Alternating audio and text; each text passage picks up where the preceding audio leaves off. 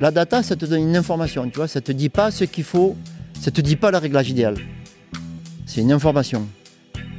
Quand tu cherches la performance, il faut chercher, il faut vraiment adapter le vélo à l'heure précise, le jour J, et qu'il faut qu'il marche là. Il faut pas qu'il marche, tu vois, un jour avant ou 2 jours après, quoi.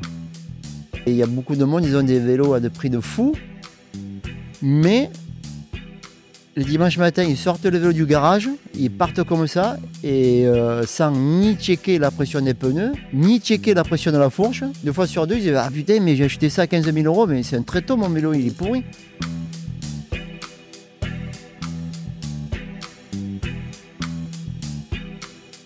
Bon, salut Jack, comment Salut. ça va? Ah, super. Un peu de vent aujourd'hui, mais il y a le soleil, on est dans le sud. Et, Bon. Comment se prépare cette saison 2024? alors d'aujourd'hui, bien.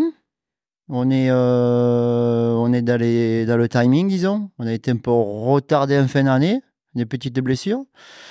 Mais tout se passe bien. J'ai été la semaine dernière avec Loïc, là. Petite semaine et tout. Ouais. Et pour le moment, ça suit son cours, on va dire. Ok. Qu'est-ce que vous nous préparez un peu cette saison-là? Il va y avoir encore de la nouveauté, hein. De la nouveauté, on a du nouveau matériel Hollins encore qui marche très bien. On a un peu du... Bon, le vélo sera le même, hein. Il y a eu un peu du changement géométrie, un peu du... Mais bon, dans l'ensemble, à l'œil, c'est le même. À l'œil, c'est le même. Ok, alors on va en reparler un petit peu plus tard. Je vais essayer d'en savoir un petit peu plus, même si évidemment il y a des choses que tu pourras nous dire et d'autres non. Avant d'en arriver là, j'aimerais revenir sur ton parcours, sur ce qui fait qu'aujourd'hui tu es le mécano officiel de Loïc, sur qu'est-ce qui t'a amené là, parce que j'ai eu pas mal de questions sur Insta. J'aimerais en savoir plus donc sur ce parcours, qu'est-ce qui fait que tu en es là aujourd'hui. Mon Jack, comment on devient mécano de Loïc Bruni? Ça se fait pas tout seul, ça c'est sûr. Moi, je viens un peu de la moto, un peu de la mécanique globale en fait. Mon père avait un garage de voitures, de motos. Et pour l'anecdote, mon père a fabriqué des motos dans les années 80 en fait. Et moi, je devais avoir, je sais pas, allez, 4-5 ans et je tournais là autour de la graisse jusque sur le front et je pataugeais là-dedans et j'ai commencé la moto avec une moto qui m'a fabriqué en fait. Et après, voilà, l'histoire elle était là, tout le temps dans l'atelier, à bricoler, à couper des cadres, des machins. Et voilà, j'ai commencé là-dedans en fait à mécanique. Et j'ai jamais fait d'école parce qu'à l'école, j'étais vraiment pas bon du tout.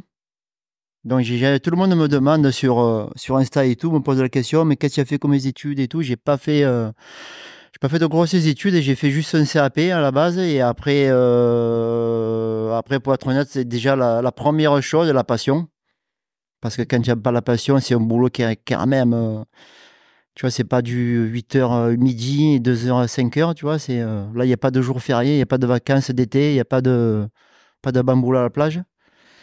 Et la passion, passionné de fou. Et voilà, j'ai essayé dans la moto, j'y suis pas arrivé à trouver vraiment ce que je voulais.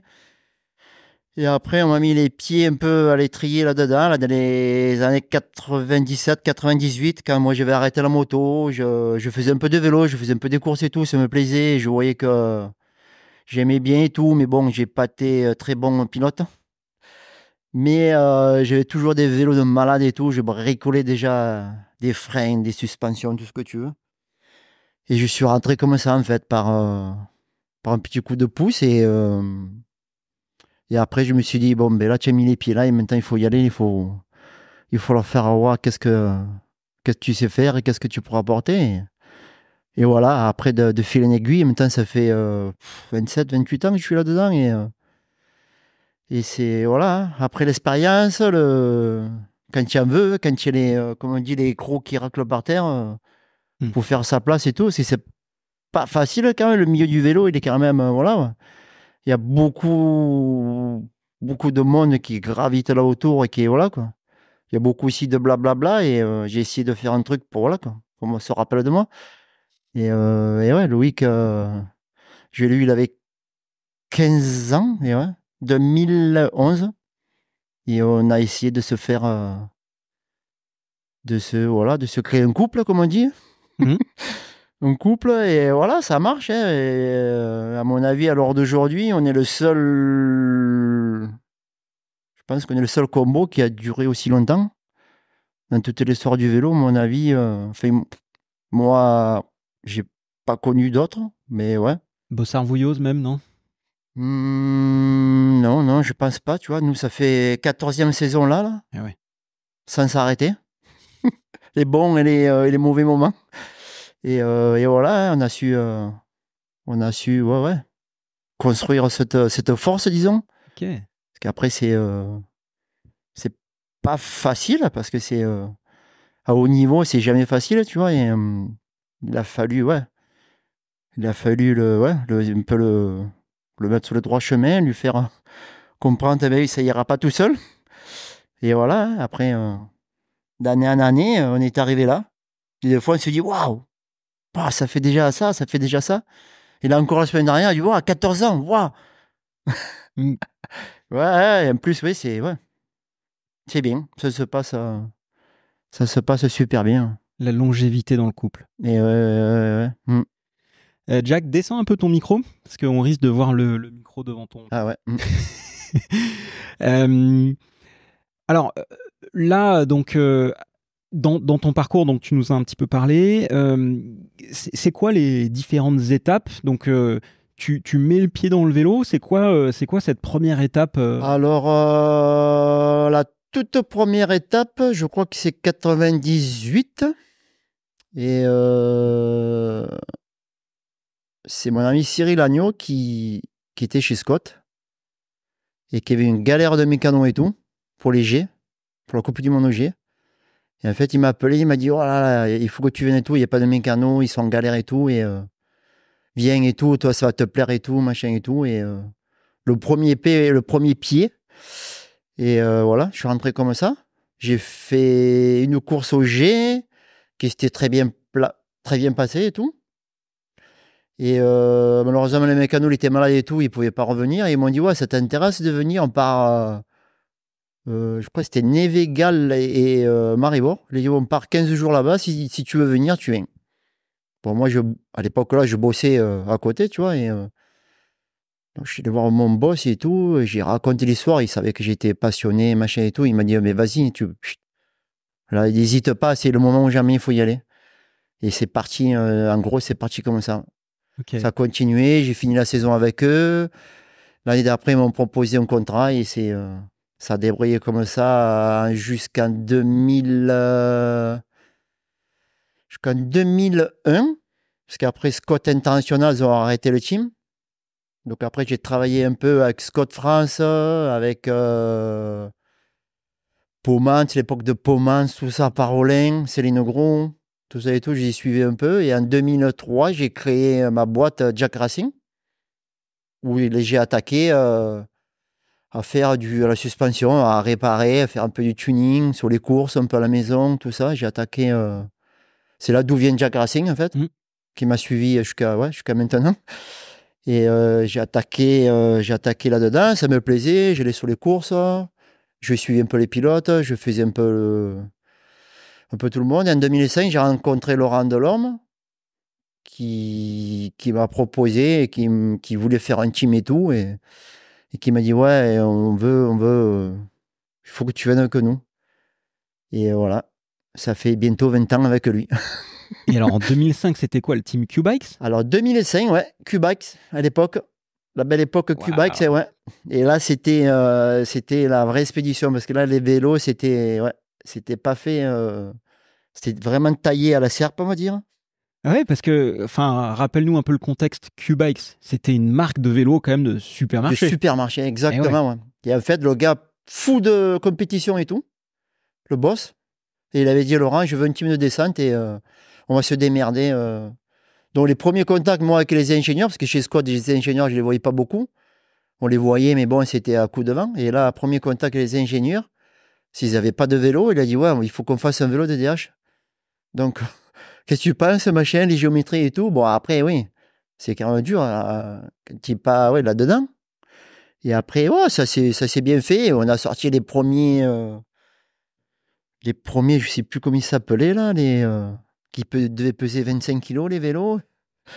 25 kilos, et ouais, c'était pas mal, parce qu'on avait Michael Pascal à l'époque, Damien Spagnolo, Ouais. et Emeline Aragon. Et ça avait déjà fait de belles saisons, tu vois. Il y avait eu déjà des podiums en Coupe du Monde, il y a eu déjà des... Et après, on a dit, ouais, le vélo, quand même, il faut faire autre chose. Et c'est là qu'ils avaient fait l'Empire. L'Empire, par contre, c'était... à l'époque, honnêtement, c'est un très bon vélo qui était léger, carte périmétrique.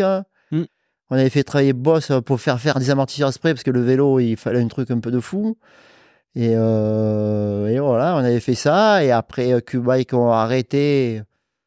Parce que le marché le grande surface et tout, ça commençait un peu à tomber, machin et tout. Donc, ils ont arrêté. Et la pierre, c'est là où on a attaqué avec la pierre. On a parti avec le fameux la pierre.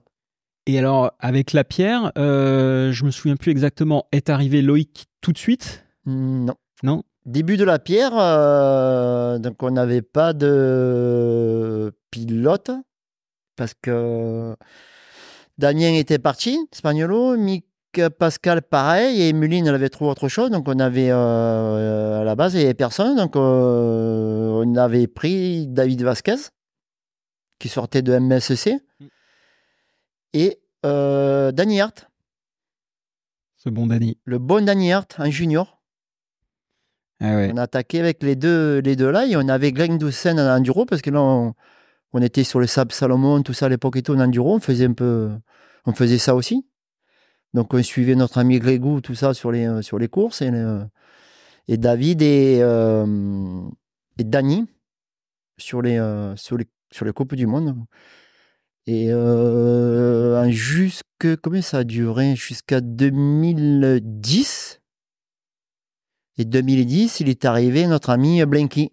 C'est le premier, on va dire un peu le premier gros bras qu'on a eu. Il sortait chez Yeti, il avait gagné une Coupe du Monde, tout le monde l'aimait. C'est clair que c'était l'idole de ces Ouais. dames. Avec le style. Ah ouais. Avec le style. Ça, c'était 2010, et c'est là où on a attaqué vraiment à avoir des bons pilotes, afin qui pouvaient jouer la gagne, qui les podiums. D'ailleurs, cette année-là, il fait 3 au général.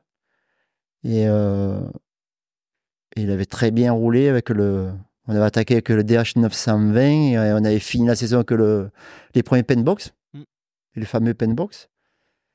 Et voilà, et après fin 2010, c'est là où on a rencontré notre premier contact avec Loïc. Ok.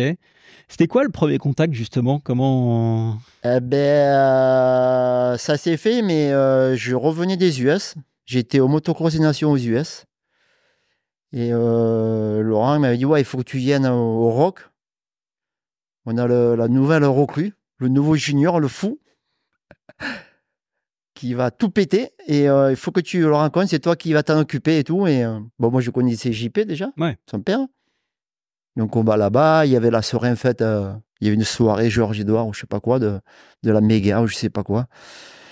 Et c'est là où on m'a présenté Loïc, ouais, qui était, on aurait dit un gamin qui sortait de l'école maternelle et tout, avec les petites chaussures et tout.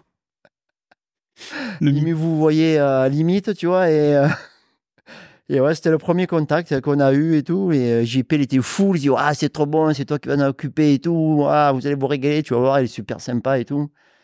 Et c'était le premier contact. Honnêtement, il roulait avant, parce que en cadet et tout, mais j'avais jamais. On me disait, ouais, le petit Bruni, mais j'avais jamais. Oui, je l'avais vu rouler comme ça, vaguement, mais tu vois, j'avais jamais trop fait gaffe, si tu veux.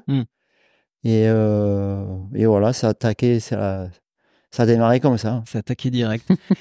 Est-ce que tu as mis longtemps avant de te rendre compte qu'il y avait un potentiel, toi aussi, ou c'est arrivé tout de suite? C'est arrivé très rapidement, parce que, tu vois, à l'école du JP, il les faisait rouler, tu vois, avec des trucs tu vois, qui tenait pas trop la route, tu vois. Autant il était capable de lui faire rouler qu'un V-brake à l'avant et un disque à l'arrière, tu vois. Et lui, il mettait du gaz comme ça.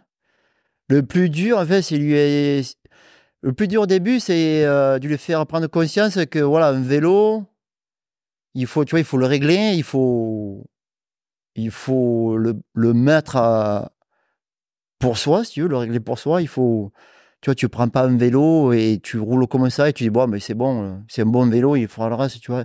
Et au début, il a eu un peu de mal là-dessus parce qu'il a eu, quand il était jeune, c'est clair que lui s'en foutait. Il avait une chaussure jaune et une chaussure verte, mais il roulait comme ça à fond, tu vois. Et après, pour lui faire comprendre, mais non, là, il faut faire ta pression des pneus quand tu pars, fais la pression de ta fourche, fais ici, fais là.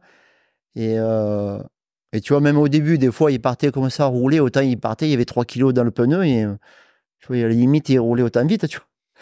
Et, et au début, c'était fou parce que on était Tinson et les autres, les gros pilotes, parce qu'à cette époque-là, on avait aussi Can Cole et Blanky. Et eux, ils avaient du mal avec les pneus Hush, tout ça. Donc, des fois, il fallait qu'on négocie. Ils ne voulaient pas rouler avec. Et, mais nous, avec le contrat, quand tu as un contrat, donc Hutch, ils étaient un peu, ils disaient, ouais, ok, mais il faut les maquiller. Et Loïc, il était là junior, on lui disait, mais toi, tu es obligé de rouler avec. Et tu vois, lui, tu mettais les pneus, tu roules avec, tu faisais les pressions. Et pour lui, c'était nickel. Il roulait avec des pneus neufs. Pour lui, c'était. Et d'ailleurs, et la deuxième année junior, il fait un podium au scratch. Il était junior avec ses pneus Tinson et tout. Et du coup, les Blinky et machin, ils sont revenus un peu sur la Tinson. D'accord. Et alors, si on fait un petit focus sur Loïc, enfin un petit ou même un gros focus, parce que c'est quand même c'est quand même le pilote dont tu t'occupes à plein temps. Ouais. Qu'est-ce qui fait qu'aujourd'hui Loïc est au-dessus, selon toi? Bon, à la base, il est bon. Hein. À la base, il est très bon. C'est quelqu'un qui est très intelligent, tu vois. Quand tu lui dis un truc, il faut pas se louper parce que si tu dis un truc qui est pas bien, en fait, qui est de la merde ou quoi, entre guillemets, il te le ressort. Si tu dis le contraire un an après, il te le ressort texto sur la table. Donc, c'est quelqu'un qui est très intelligent. Il veut comprendre tout le temps pourquoi ça marche, pourquoi ça marche pas, ça c'est bien. Et sa force, c'est qu'il, voilà, moi je suis à la base comme ça, et à mon avis, c'est moi qui, depuis tout jeune, qui est un peu instauré. Moi, j'aime bien quand on met tout, on met tout sur la table pour réussir, en fait. Et s'il faut faire 15 jours de vélo, 15 runs par jour pendant 15 jours, il va pas me dire non. Bon, c'est sûr, c'est beaucoup, mais voilà. S'il faut faire ça, on fait ça. Si c'est dur, si c'est non. S'il faut faire, on fait. Et à la fin, voilà, on pose sur la table, on dit, voilà, on a fait ça, on est venu là, ça ce résultat, machin, on a trouvé ça, et c'est un peu sa force à toujours, toujours, on se remet en question, on dit, voilà, pourquoi on a fait ça, pourquoi là ça n'a pas marché, même quand ça marche, tu vois, c'est en plus, moi j'ai un tempérament, tu vois, tu vois, il gagne, je suis content, mais j'ai toujours l'impression d'avoir loupé un petit détail, tu vois, c'est ma nature, et je pense que lui, il a aussi, bon, c'est différent, mais il a aussi, tu vois, comme je dis toujours, je suis payé pour le faire gagner, tu vois, s'il fait deuxième, c'est beau, mais pour moi, j'ai pas fait ce qu'il fallait faire. On a oublié un truc. On a oublié un petit détail qui fait que, parce que des fois, tu vois, il perd pour 0,2, 0,1, tu vois. Et après, tu vois, on va pas refaire chaque fois les courses, mais après, on dit, ben là, on n'a pas été bon, on va essayer d'améliorer, on va essayer, tu vois, d'avancer. Et c'est ça, je pense que tout le long de sa carrière, tout le long de son truc, le fait de tout le temps lui faire faire toujours plus, de nouvelles choses, toujours essayer de lui dire, là, on va essayer d'aller dans cette voie parce que je pense que ça est. Et lui, tout le temps, à la demande aussi, parce que lui, il est à la demande aussi, tu vois. Techniquement parlant, sur le vélo, et après, lui, pareil, le physique, parce qu'il a. C'est pareil, le physique, il faut du mental, donc, tu vois, autour de lui aussi, il a construit, si tu veux, son moule pour que pour tout le temps être le meilleur, tu vois. Et c'est ça que, voilà, quoi. Et justement, vous avez des routines, des choses que vous avez mis en place qui fonctionnent et c'est calé, que ce soit en intersaison ou même sur les week-ends de course. Vous avez je sais pas, un rythme, des choses que vous imposez? Ouais, parce que si tu veux, en fait, comme je dis toujours, la course, tu la gagnes pas le jour de la course. Tu vois, le jour de la course, tu mets juste la cerise sur le gâteau. C'est tout ce que tu as fait avant, en fait, tu le mets en version course et quand ça passe, ça emplâtre. Et sinon, il manque un petit truc ou quoi. Et en fait, ça, c'est sûr que c'est. Nous, l'hiver, on bosse beaucoup. Enfin, on fait beaucoup de. On essaye, si tu veux, de reproduire un peu des circuits pour essayer de reproduire des réglages. Tu vois, en permanence et tout, trouver d'autres solutions. Parce que nous, le vélo, tu vois, il n'y a pas de moteur. Donc, le vélo, il faut qu'il avance. Il avance pas tout seul. Donc, il faut essayer de trouver pourquoi. Des fois, ça va vite. Pourquoi, des fois, non. Et même pour lui, tu vois, des fois, pour son feeling, parce qu'après, c'est vachement important. Tu vois, des fois, il n'a pas un bon feeling. Donc, il faut trouver des solutions pour le sécuriser, pour le pousser à mettre du gaz, tu vois, après. Parce qu'après, c'est. Souvent, c'est ça, en fait. Après, des fois, le vélo, il marche, mais lui, il n'arrive pas à en faire ce qu'il veut. Et après, c'est cette cascade qu'il fait. Des fois, c'est un peu plus dur que, c'est un peu plus dur que d'habitude. Mais ouais, l'hiver, on fait. C'est notre routine. De toute façon, tout le monde le voit. Après, mi-novembre, fin novembre, on rattaque et on a ce process de rouler tout le temps avec le vélo, avec la data et emmagasiner les informations, à essayer des trucs, des nouvelles choses, et ce process-là, et voilà, on le tient jusqu'à début d'année en général, enfin début de la saison, quand ça attaque, 15 jours, 3 semaines avant, et on essaye d'être prêt, et voilà. Ok, donc mi-novembre à mars, à peu près. Ouais, en règle générale, ouais. Et vous, d'ailleurs, j'avais demandé à Laurent, mais j'ai pas eu le fin mot, mais vous avez fini par fêter, en fait, ce titre de champion du monde en 2023 ou pas? Non, mais parce qu'il y a eu, c'était tard, en fait, dans la saison. Ouais. Tu as raison, parce qu'en plus, il y a eu une Coupe du Monde juste après. Il snowshoe, ouais. Et c'est quand c'est passé, c'est passé. Ok. C'est ouais, comme je te dis, après c'est c'est quand tu es dans le truc, la tête de la guidon et tout, souvent c'est sûr, tu es content et tout. Tu bois un coup vite fait et après Donc vous n'avez pas eu un moment où vous avez non, célébré? Non. Peut-être à la fin, quand on finira la carrière, peut-être on fêtera tout. On prendra une semaine, on fêtera tout le titre. Ok. Ok. Donc, il y a le côté data dont j'ai envie de parler un peu après, mais j'aimerais faire un petit focus sur le côté mise au point. Qu'est-ce qui fait comment on devient fin metteur au point? Est-ce que c'est quelque chose qui se confronte? Est-ce qu'on doit confronter ça justement à la data? Est-ce que la data explique ce qui se passe sur le vélo et donc le pilote se dit bon bah ok, j'ai ressenti ça, donc comment c'est ça, ouais, comment on devient un bon metteur au point? C'est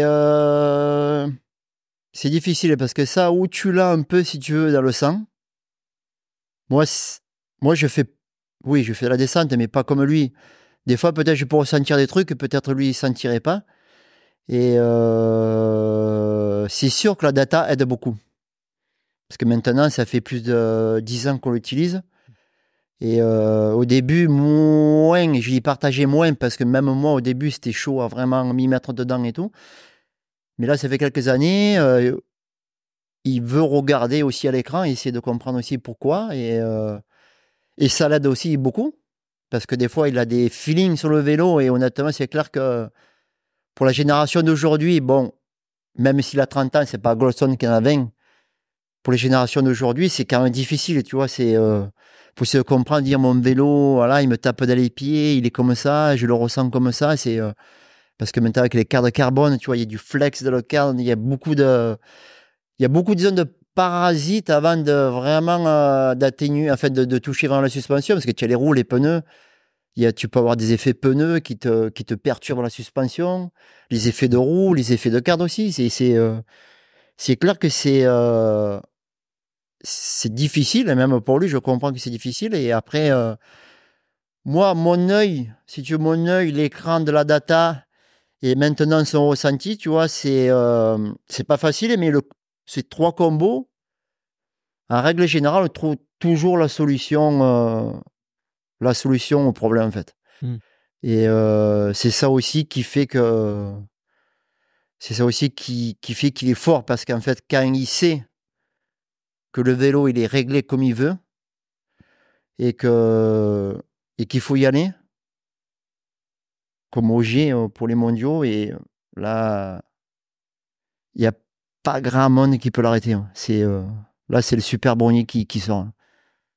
Et ce que je comprends quand tu me dis ça, c'est aussi que comme la data est prédominante, que tout ça met beaucoup de temps déjà pour toi pour comprendre la data, mais ça prend également beaucoup de temps pour interpréter ses ressentis par rapport à la data, pour pouvoir régler correctement le vélo. Enfin, je veux dire, c'est quelque chose qui prend un temps incroyable, et pas que sur le terrain, mais plutôt ça prend des années du coup à avoir cette organisation, cette symbiose en quelque sorte. Oui, c'est sûr, parce qu'après, et après, il n'y a pas que ça, parce qu'en fait, pour avoir des informations, de l'enregistrement, il faut beaucoup de roulage, tu vois. Pour des fois, en Nouvelle-Zélande, quand on y va, on reste 3 semaines, et il doit faire 150 runs, tu vois. Et le truc de la data aussi, tu fais pas un run à 80%, un 90, un à 95, et lui, il est capable de faire 100 runs à 80% dans la même ligne, dans le même truc, tu vois. Il te ressort des temps à 3 secondes après, c'est tous les mêmes, tu vois. Et c'est sûr. Et là, par contre, là, tu ressors quelque chose quand tu fais tes switches quand tu changes un truc sur le vélo ou quoi. Tu vois là où tu as tapé, là où c'est bon ou là où c'est pas bon. Et là, c'est sûr que quand je le dis, pour lui, c'est clair que c'est pas facile non plus, tu vois. Il préfère mieux rouler qu'il est en Espagne chez lui, avec les potes, faire du roulage, tu vois. Après, quand on est ensemble, tu vois, c'est autre chose. C'est le charbon. C'est pas parce qu'il roule, tu vois, à fond, mais tu vois, après, si tu veux vraiment sortir, en fait, si tu veux, la data, ça te donne une information, tu vois. Ça te dit pas ce qu'il faut, ça te dit pas le réglage idéal. C'est une information.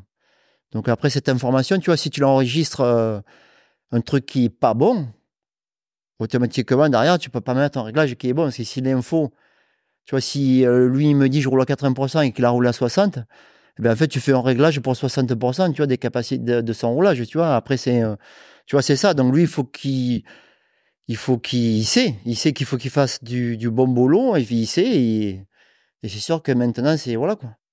Et maintenant, c'est sûr que quand il est vert, c'est sûr qu'on fait beaucoup de roulage et tout, mais comme je dis, après quand on est sur les courses, en fait, on a tellement d'infos d'avant. Honnêtement, sur la course, tu fais 4 clics et le vélo est réglé, tu vois. Et au moins, ça fait, tu vois, en règle générale, c'est impossible, tu vois. C'est rare qu'on change, même un ressort, c'est impossible. Quand on arrive, on est à les 85-90% suivant après l'état du circuit, s'il se défonce ou quoi, mais on est, en règle générale, il a juste à monter dessus, on affine et boum. Donc en gros, quand vous arrivez sur une course, vous savez exactement les réglages que vous avez, voire même vous touchez, vous affinez. Ouais. C'est que de l'affinage. Ouais. Ok. Et c'est-à-dire qu'en plus, le problème sur nos courses, tu vois, c'est il faut que le vélo il marche de suite. Parce qu'en fait, il n'y a pas beaucoup de temps, si tu veux. La semaine est longue, mais il n'y a pas beaucoup de temps de roulage. Donc si tu commences à perdre du temps à essayer de régler le vélo, tu ne le passes pas pour essayer des lignes. Et tu vois, sur les courses, il faut être opérationnel de partout. Il faut que le vélo il marche, il faut que les lignes elles soient tendues, il faut que voilà, quoi. Et ça en 5 runs, tu vois. Et est-ce que tu penses, justement, tu parlais tout à l'heure de Jackson Goldstone, est-ce que tu crois que lui, il utilise la data, lui? Est-ce que tu crois qu'il en a besoin, simplement? À mon avis, tu vois, cette génération-là, je sais pas, moi je regarde jamais les autres, mais je sais pas s'ils l'utilisent ou quoi, mais c'est une génération, comme il y a eu en moto, comme il y a eu de partout, en fait, c'est des jeunes, ils arrivent là, ils passent l'année sur leur vélo, et en fait, la seule chose qu'ils font, ils liment des circuits à fond, et eux, l'hiver, c'est ça, en fait. C'est à fond, on fait des dérapages, des sauts de fou, des machins et tout, et lui, ouais, moi je vois plus comme ça. Après, c'est sûr qu'il roule, hein. Il a prouvé, il a gagné des courses et tout, mais à mon avis, que tu lui fasses tester un vélo ou pas, ou télé data ou pas, le résultat pour moi, il sera identique. Hmm. Et en plus, il est super léger. Tu vois, quand tu as un pilote super léger, c'est beaucoup plus facile à régler. Parce que le poids roulant, il est vachement light, donc c'est beaucoup plus facile à régler. Et ils ont des facilités avec le poids pour les changements de trajectoire et tout. Pour eux, c'est plus facile. Et après, à mon avis, tu fermes les yeux, tu mets, je sais pas quoi, tu changes les pneus ou les roues ou quoi, ça n'aperçoit pas Ça roule, quoi. Ouais. Alors d'ailleurs, si on passe sur la data, donc tu as été l'un des pionniers de l'utilisation de l'acquisition de données. Alors il y avait Olivier Bossard Qu'il a avec Nico utilisé chez Bouilloz. Sun, ouais. Comment est-ce que ça t'est venu c'était quoi le parcours pour justement utiliser cette acquisition de données sur le vélo, sachant que ça se faisait pas ou peu Mais moi, je l'avais vu quand Bossard, il l'avait utilisé chez Sun et tout, je crois que c'est 97, 98, il me semble. Et moi, juste, je rentrais là-dedans et oui, je connaissais parce qu'en moto, il utilisait tout, mais sur un vélo, je me disais, waouh, quoi, c'est chaud quand même et tout. Et après, quand même, ça me trottinait dans la tête et tout. Et en 2000, j'avais acheté la même marque qu'il utilisait, ce système-là. Et honnêtement, j'avais vraiment galéré à l'implanter sur le vélo, à faire tout fonctionner. Il y avait des fils de partout. Et à l'époque, les pilotes et tout, c'était vraiment chaud. Et j'avais plein de pilotes et tout. Et j'ai dit, c'est bon. J'ai dit, arrête tout parce que là, tu fais n'importe quoi. Et ça m'avait rien apporté, tu vois. Et après, quand j'étais avec Laurent, je crois que c'est fin 2012 ou quoi, où on galérait un peu avec les suspensions, avec les pilotes et tout, pour vraiment trouver ce qu'on voulait. Moi, je bidouillais aussi dans les suspensions. Et après, quand tu sais pas vraiment sur le vélo, qu'est-ce que ça fait, tu vois, c'est vachement difficile après. Parce que là, tu n'as que le feeling du pilote. Quand le pilote, des fois, il a un feeling de fou et des fois, il n'y arrive pas. Tu sais pas pourquoi, mais des fois, il n'a pas de feeling, il n'y arrive pas. Et autant le vélo, il marche bien, tu vois, et tu le sais même pas, en fait. Donc, tu pars dans des délires et tout, tu changes des machins et tout. Et en fait, de compte, Donc là, je me suis dit, oh là là, il faut faire un truc. Et en fait, j'ai contacté des personnes et tout. Et j'ai racheté 3 systèmes, en fait. J'ai racheté 3 systèmes complets. Parce qu'en fait, je m'en sers pour comparer sur les vélos, tu vois, c'est bien aussi. Et je me suis remis comme ça. Et même moi, au début, je l'avais monté sur mon vélo, en fait, pour déjà se simplifier la vie pour le fonctionnement, seulement le programme et tout, pour entrer les données, les ressortir, tu vois, pour l'utiliser, en fait, parce que ça, c'est important. Tu peux pas, sur la course ou quoi, enfin, quand tu fais des tests, tu peux pas dire, attends, je sais pas comment ça marche ça. Donc, je l'avais mis sur mon vélo. Déjà, j'avais commencé à enregistrer comme ça. Je regardais un peu et tout. Et après, pour être honnête, les 2 premières années, ça a été dur parce qu'en fin de compte, tu te rends compte qu'en fait, le plus facile, c'est de l'acheter. C'est cher. En fait, c'est cher. À l'époque, oui, c'était cher. Mais en fait, c'est le plus facile. Ça coûte quoi d'ailleurs? Wow. Maintenant, à mon avis, les systèmes, les premiers systèmes, à mon avis, entre 1005 et 2000 euros. Tu as un petit système, tu vois, que tu commences à bricoler, à voir ton débattement, ta balance du vélo, tout ça et tout. Ouais, d'ailleurs, tu captes quoi comme données actuellement? Ce que tu veux, de toute façon. Là, c'est l'infini. Après, honnêtement, la data, c'est l'infini. Après, le principal qu'il y a actuellement, c'est les suspensions, avant-arrière et vitesse de roue. Donc, suspension, pardon, si on revient, donc c'est débattement, vitesse d'enfoncement, enfin, donc course, vitesse d'enfoncement. Là-dessus, c'est tout. Voilà, devant et derrière. Et après, derrière. tu as des capteurs de roue, si tu vois la vitesse de roue. Donc, rapidement sur les suspensions, donc la comparaison sur l'avant-arrière te permet de déterminer l'assiette du vélo. En fait, cette mesure, de toute façon, tu vois ce qui fait le vélo. En fait, tu vois ta balance, ça te donne si tu veux, une moyenne sur la descente, là où il reste le vélo, s'il est trop sur l'avant, s'il est trop sur l'arrière, si tu vois qu'il est trop dur par rapport au circuit, si c'est ça. Après, tu as les vitesses d'enfoncement, donc après ça, c'est un peu plus dur, parce que ça joue vraiment ce qu'il y a à l'intérieur de l'amortisseur, sur les vitesses de tige et tout, donc ça c'est autre chose encore, parce que ça, pour le comprendre, l'analyser et dire ce qu'il faut, c'est encore... Mais au début, au moins, tu vois, si ta balance, elle est trop sur l'arrière, trop sur l'avant, si tu utilises trop, si quand tu freines, ton vélo il s'assoit ou il plonge de l'avant, déjà rien que ça, c'est... Donc, pour revenir, c'est donc suspension, vitesse de rotation des roues, freinage. Donc, après, ça, c'est autre chose. Tu peux mettre le freinage aussi. Tu peux mettre le freinage aussi. Il n'y a pas... Je ne sais pas si beaucoup l'utilisent. Nous, on l'utilise souvent l'hiver un peu pour... tu vois les points de freinage, tu vois des choses qui sont liées avec freinage et suspension aussi, qui sont intéressantes aussi. Et aussi, des fois, pour développer des freins, parce que tu vois aussi les pressions, en fait, que tu mets... les pressions et combien de temps tu mets pour t'arrêter. Enfin, il y a beaucoup de... Donc, tu peux voir aussi l'enfoncement au freinage de la suspension avant et arrière. Tu vois si, quand tu freines, les suspensions sont encore actives ou pas. Oui, tu as beaucoup. Il y a une différence. Tu captes... tu as un accéléromètre? Ouais. Donc, en fait, tu captes aussi les vitesses, les chocs potentiellement. Ouais, les chocs, tout ça.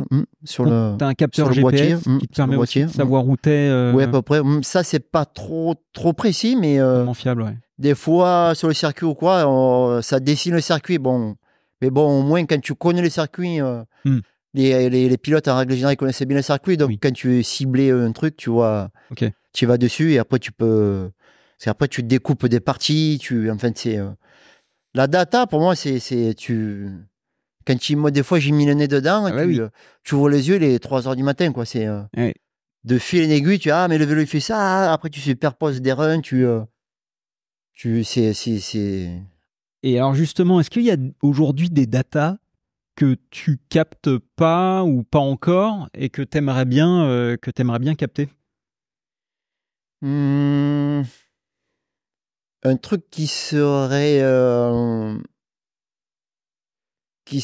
pas mal, mais à l'heure d'aujourd'hui, c'est pas fiable, c'est pour mesurer les flex du cadre, en fait. Parce que des fois, tu as du flex et tu sais pas trop d'où il vient, ou tu en as qui est créé par la suspension et tu sais pas où il part, et des fois, ça fait vraiment des parasites bizarres et ça te casse la suspension. Et ça, on avait essayé, SP avait essayé avec des... mais bon, après le vélo, tu prends le vélo, il y a 450 km de câbles de partout et c'est une usine de fou. Mais ça, c'est intéressant parce que des fois, tu as des parasites ou quoi, tu n'auras pas trouvé des vibrations dans les pieds ou quoi. En fait, ça vient du flex qui est mené, oui, parce qu'après, un cadre, c'est pas une baramine, un cadre, il faut qu'il flexe et des fois, il flexe pas au bon endroit ou tu aimerais le faire flexer ailleurs, et c'est clair que ça, c'est un truc que j'aimerais mesurer. Température de l'amorto, tu mesures ça encore ou pas? Ça se faisait à une époque. Oui. On l'avait fait, nous, on l'avait fait, et la chance qu'on a que Collins, honnêtement, la température, des fois, ça fait peur, et On avait fait des tests à la dyno, il n'y a aucune influence sur le fonctionnement, ni rien du tout. Okay. Donc, non, là, ça, honnêtement, là... Après, je ne sais pas les autres marques, mais nous, All-in, c'est... Tu peux le faire bouillir comme des pâtes. Ok. Donc, l'acquisition de données, toi, tu t'en sers sur les sessions de test. Tu t'en sers également sur les entraînements, les week-ends de course, pour, en gros, affiner à la marge un peu les réglages, c'est ça? Voilà. En fait, ça nous donne un peu le tempo de la course. Donc, suivant comment ça roule ou quoi, ben, soit on a de la marge et on peut laisser comme ça, ou soit il faudra faire un petit changement si les chronos commencent à tomber, ou souvent quand ça sèche ou quand ça mouille ou quoi. On est, ça, en fait, c'est une confirmation. Okay. En règle générale, ça confirme si on est dans la bonne plage de fonctionnement ou si ben, on est trop au bord ou qu'il faut faire attention. Mais c'est juste une confirmation. Ok. C'est lui, ça le consolide. Moi, il voit l'écran, il dit bon, mais c'est ok, c'est bon. Et moi aussi, parce que des fois, tu vois, il y a des trucs qui peuvent sortir. Parce qu'après, les pistes, le problème de la piste, des fois, elle se défonce beaucoup. Des fois moins, des fois, elle se défonce en 3 heures, la piste, tu vois, là. Et après, c'est là où il faut savoir réagir à la dernière minute, quoi. Ce que je comprends dans ce que tu me dis aussi, c'est que tu peux avoir tous les systèmes embarqués que tu veux, tu peux mettre l'argent que tu veux, tous les capteurs que tu veux, et même toi, y passer le temps que tu veux. Si t'as pas un pilote qui est capable aussi de te faire part de son ressenti, tout ça, finalement, ça sert à rien, en fait. Ah ben oui, parce que moi et la machine, en fait, si tu veux, on analyse moi, j'analyse la machine. Après, je tiens compte aussi de Loïc. C'est sûr, si lui, il me dit du caca, et après, moi, je vais y mettre du caca aussi. Donc, c'est sûr, il faut que lui aussi, le pilote, on soit tous sur la même longueur d'onde. Tu vois, si lui me dit c'est trop souple et à l'écran, je vois, c'est 100 fois trop dur, tu vois, ça peut pas, tu vois, ça peut pas le faire. C'est ça, il faut que le pilote, il soit aussi dans le même moule, en fait. Parce que sinon, ça va pas ensemble, quoi. Après, en fait, tout le bon peut aller aussi mauvais, tu vois. Après, c'est... Ouais, puisque c'est une question d'interprétation de données, Voilà. pour le pilote et puis pour toi. Du coup, effectivement, si tu interprètes mal les données, c'est... Et, ouais. Et okay. des fois, on suit sa voie à lui, tu vois. Parce qu'après, moi, je suis pas non plus sur le vélo. Et après, lui, le but, il faut lui donner un vélo qui soit facile à rouler et qu'il les mette en sécurité pour lâcher les freins, quoi. Si lui, il n'a pas ça et il a beau avoir le meilleur réglage, ça ne fera pas non plus, tu vois. Parce que des fois, c'est compliqué. Des fois, ben, on suit plus sa voix à lui parce qu'il se sent mieux dans sa voix, même si idéalement, ça serait pas ça, tu vois. Des fois, c'est pas ça. Et lui, il me dit non, non, non, on reste sur cette voie. On fait des fois, hop, 50-50, si tu veux. Et toujours, de toute façon, toujours, c'est son ressenti. Et après, à partir de là, j'analyse, je lui dis, bon, il y a ça, ça et ça.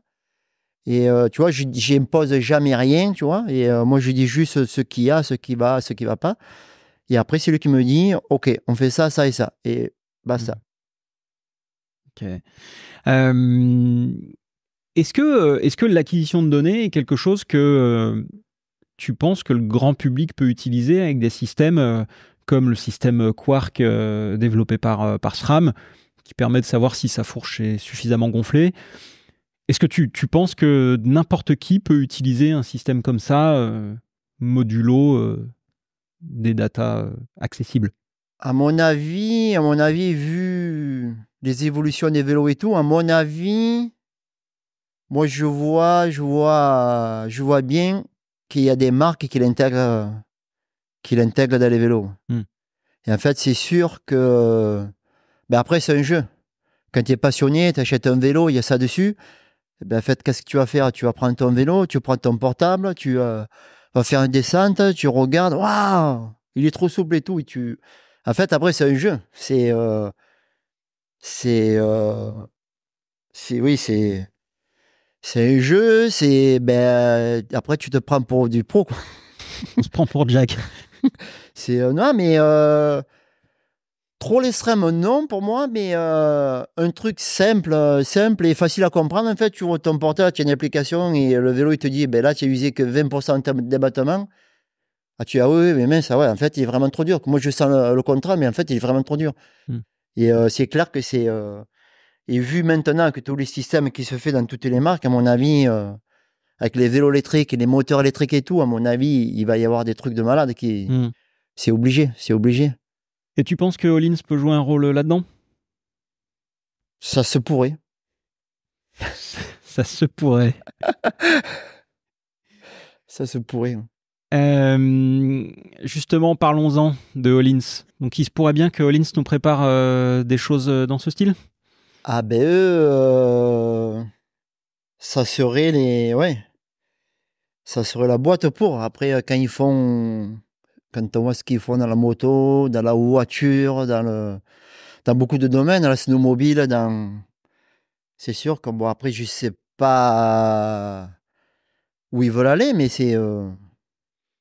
ça serait à mon avis, ça serait la boîte pour faire ça. Justement, alors si on si on en parle un petit peu, je me régale parce que donc j'ai plein de questions et puis on a vu plein de trucs. Donc j'ai plein de plein de questions à te poser sur ce que fait Hollins aujourd'hui dans les grandes lignes, en fait, là où ils aimeraient aller et là où ils aimeraient qu'on aille. Donc, on a vu un peu des boutons sur le guidon de Loïc. Est-ce que tu peux un peu nous expliquer à quoi ça sert? Ça, je pense que ça a fait le buzz depuis ces 2 années. Oui, c'est Hollins ont inventé, non, et ont mis sur les vélos un système. De toute façon, c'est des lumières, donc tout le monde voit bien qu'il y a de l'électronique. Après, c'est un nouveau, c'est une nouvelle suspension que ça fait 2 ans qu'on développe et tout. Et pour le moment, ils veulent garder ça au frais. Après, je sais pas, comme je disais, s'ils veulent après le mettre au grand public ou non, je sais pas. En tout cas, pour le moment, c'est un projet qui leur tenait à cœur et tout. En plus, de la descente et tout. Et ils voulaient essayer de faire quelque chose qui sorte de l'ordinaire et quelque chose qu'ils savent faire parce qu'ils l'utilisent dans beaucoup de disciplines, en MotoGP, en voiture. Et voilà. Et nous, ce qu'il y a de bien, ouais, on a fait partie du truc, quoi. Et voilà, quoi. Ok. Donc si je comprends bien, un dérivé de ce qui se passe en MotoGP, en auto, etc. La descente est un laboratoire idéal pour développer ce type de produit. On a vu aussi des choses sur le cross-country. Donc en gros, c'est du réglage de suspension on the fly. Enfin, en gros, en mode course, Loïc est capable de régler ses suspensions. C'est pas comme ça, non, exactement. D'accord. Oui, c'est beaucoup plus de. En fait, il y a beaucoup de personnes à la base qui disaient, ouais, ils ont mis le lockout sur le vélo et tout pour bloquer la suspension, mais en fin de compte, c'est pas du tout, du tout, du tout ça. C'est pas non plus une suspension intelligente parce que à l'heure d'aujourd'hui, ça se fait pas. C'est pas non plus relié par GPS parce que c'est interdit. Le règlement ici t'interdise que le vélo soit relié par GPS donc c'est pas un truc intelligent et tout. Ouais, c'est encore mieux. C'est encore mieux. Et donc, vous travaillez dessus. Là, c'est toujours quelque chose sur lequel vous avez beaucoup bossé cet hiver. Faut s'attendre à quoi en 2024? Est-ce qu'on va encore avoir des caches sur les vélos? est-ce qu'on va voir des trucs, parce que vous êtes quand même un peu spécialiste des caches, des trucs qui nous empêchent de voir. À quoi on doit s'attendre Il y aura moins de cash, oui, parce qu'après le gros deal c'était SP et ils voulaient pas, par rapport au patent et tout, ils voulaient pas faire voir le vélo, la cinématique et tout, mais maintenant ça s'est ouvert depuis fin d'année dernière et tout. Il y aura encore un petit peu de cash, mais il y en aura beaucoup moins. Ça sera plus ouvert. Plus ouvert. Ok. Il y aura, ouais. Donc, la surprise. La surprise, ok. Toi, Laurent nous en avait un petit peu parlé, mais parce que toi, tu es en contact direct avec eux, tu vas souvent en Suède justement pour faire des essais. Je veux dire, comment ça se passe justement la collaboration, qui donne les inputs, eux ils fournissent la technologie, toi tu confrontes avec les essais terrain. Comment tout ça fonctionne? Alors en fait, depuis le début, moi je suis en charge du technical manager, un peu entre guillemets. En fait, c'est moi qui fais la relation entre les partenaires, enfin les gros partenaires, style SP, Hollins, Magura et DT Suisse et les pneus, parce qu'on roule que les pneus SP. En fait, on essaye de simplifier cette voie pour pas qu'il y ait 50 000 personnes en fait, qui communiquent en direct et après c'est du n'importe quoi, parce que chacun donne une idée, un machin, il y en a un qui l'a dit avant, l'autre qui l'a dit après. Et, en règle générale, on fait, entre les mécanos, on fait un meeting, on voit qui veut quoi, comme la géométrie, les machins et tout. Et après, c'est moi qui traite directement avec Hollins. Dans le Hollins, j'y vais en règle générale, ça dépend entre 2, 3, 4 fois quand c'est nécessaire. Et après, pour préparer en premier les suspensions, la demande de Jordan, la demande de Finn, et et après la demande de Loïc. Et moi, j'aime bien faire des simulations avec ma data et sur les dynos là-bas. Donc ça, c'est un truc que j'aime bien. Moi, je me rends vraiment compte de ce qu'il en ressort. Et ça, c'est un truc que j'aime bien faire. Et moi, pour moi, quand tu touches quelque chose, tu vois exactement où tu peux, enfin, là où ça, ouais, parce là où que ça joue. Tu isoles vraiment tous les paramètres. Quoi. Voilà. Ok. Est-ce que alors, qui étonne le plus l'autre?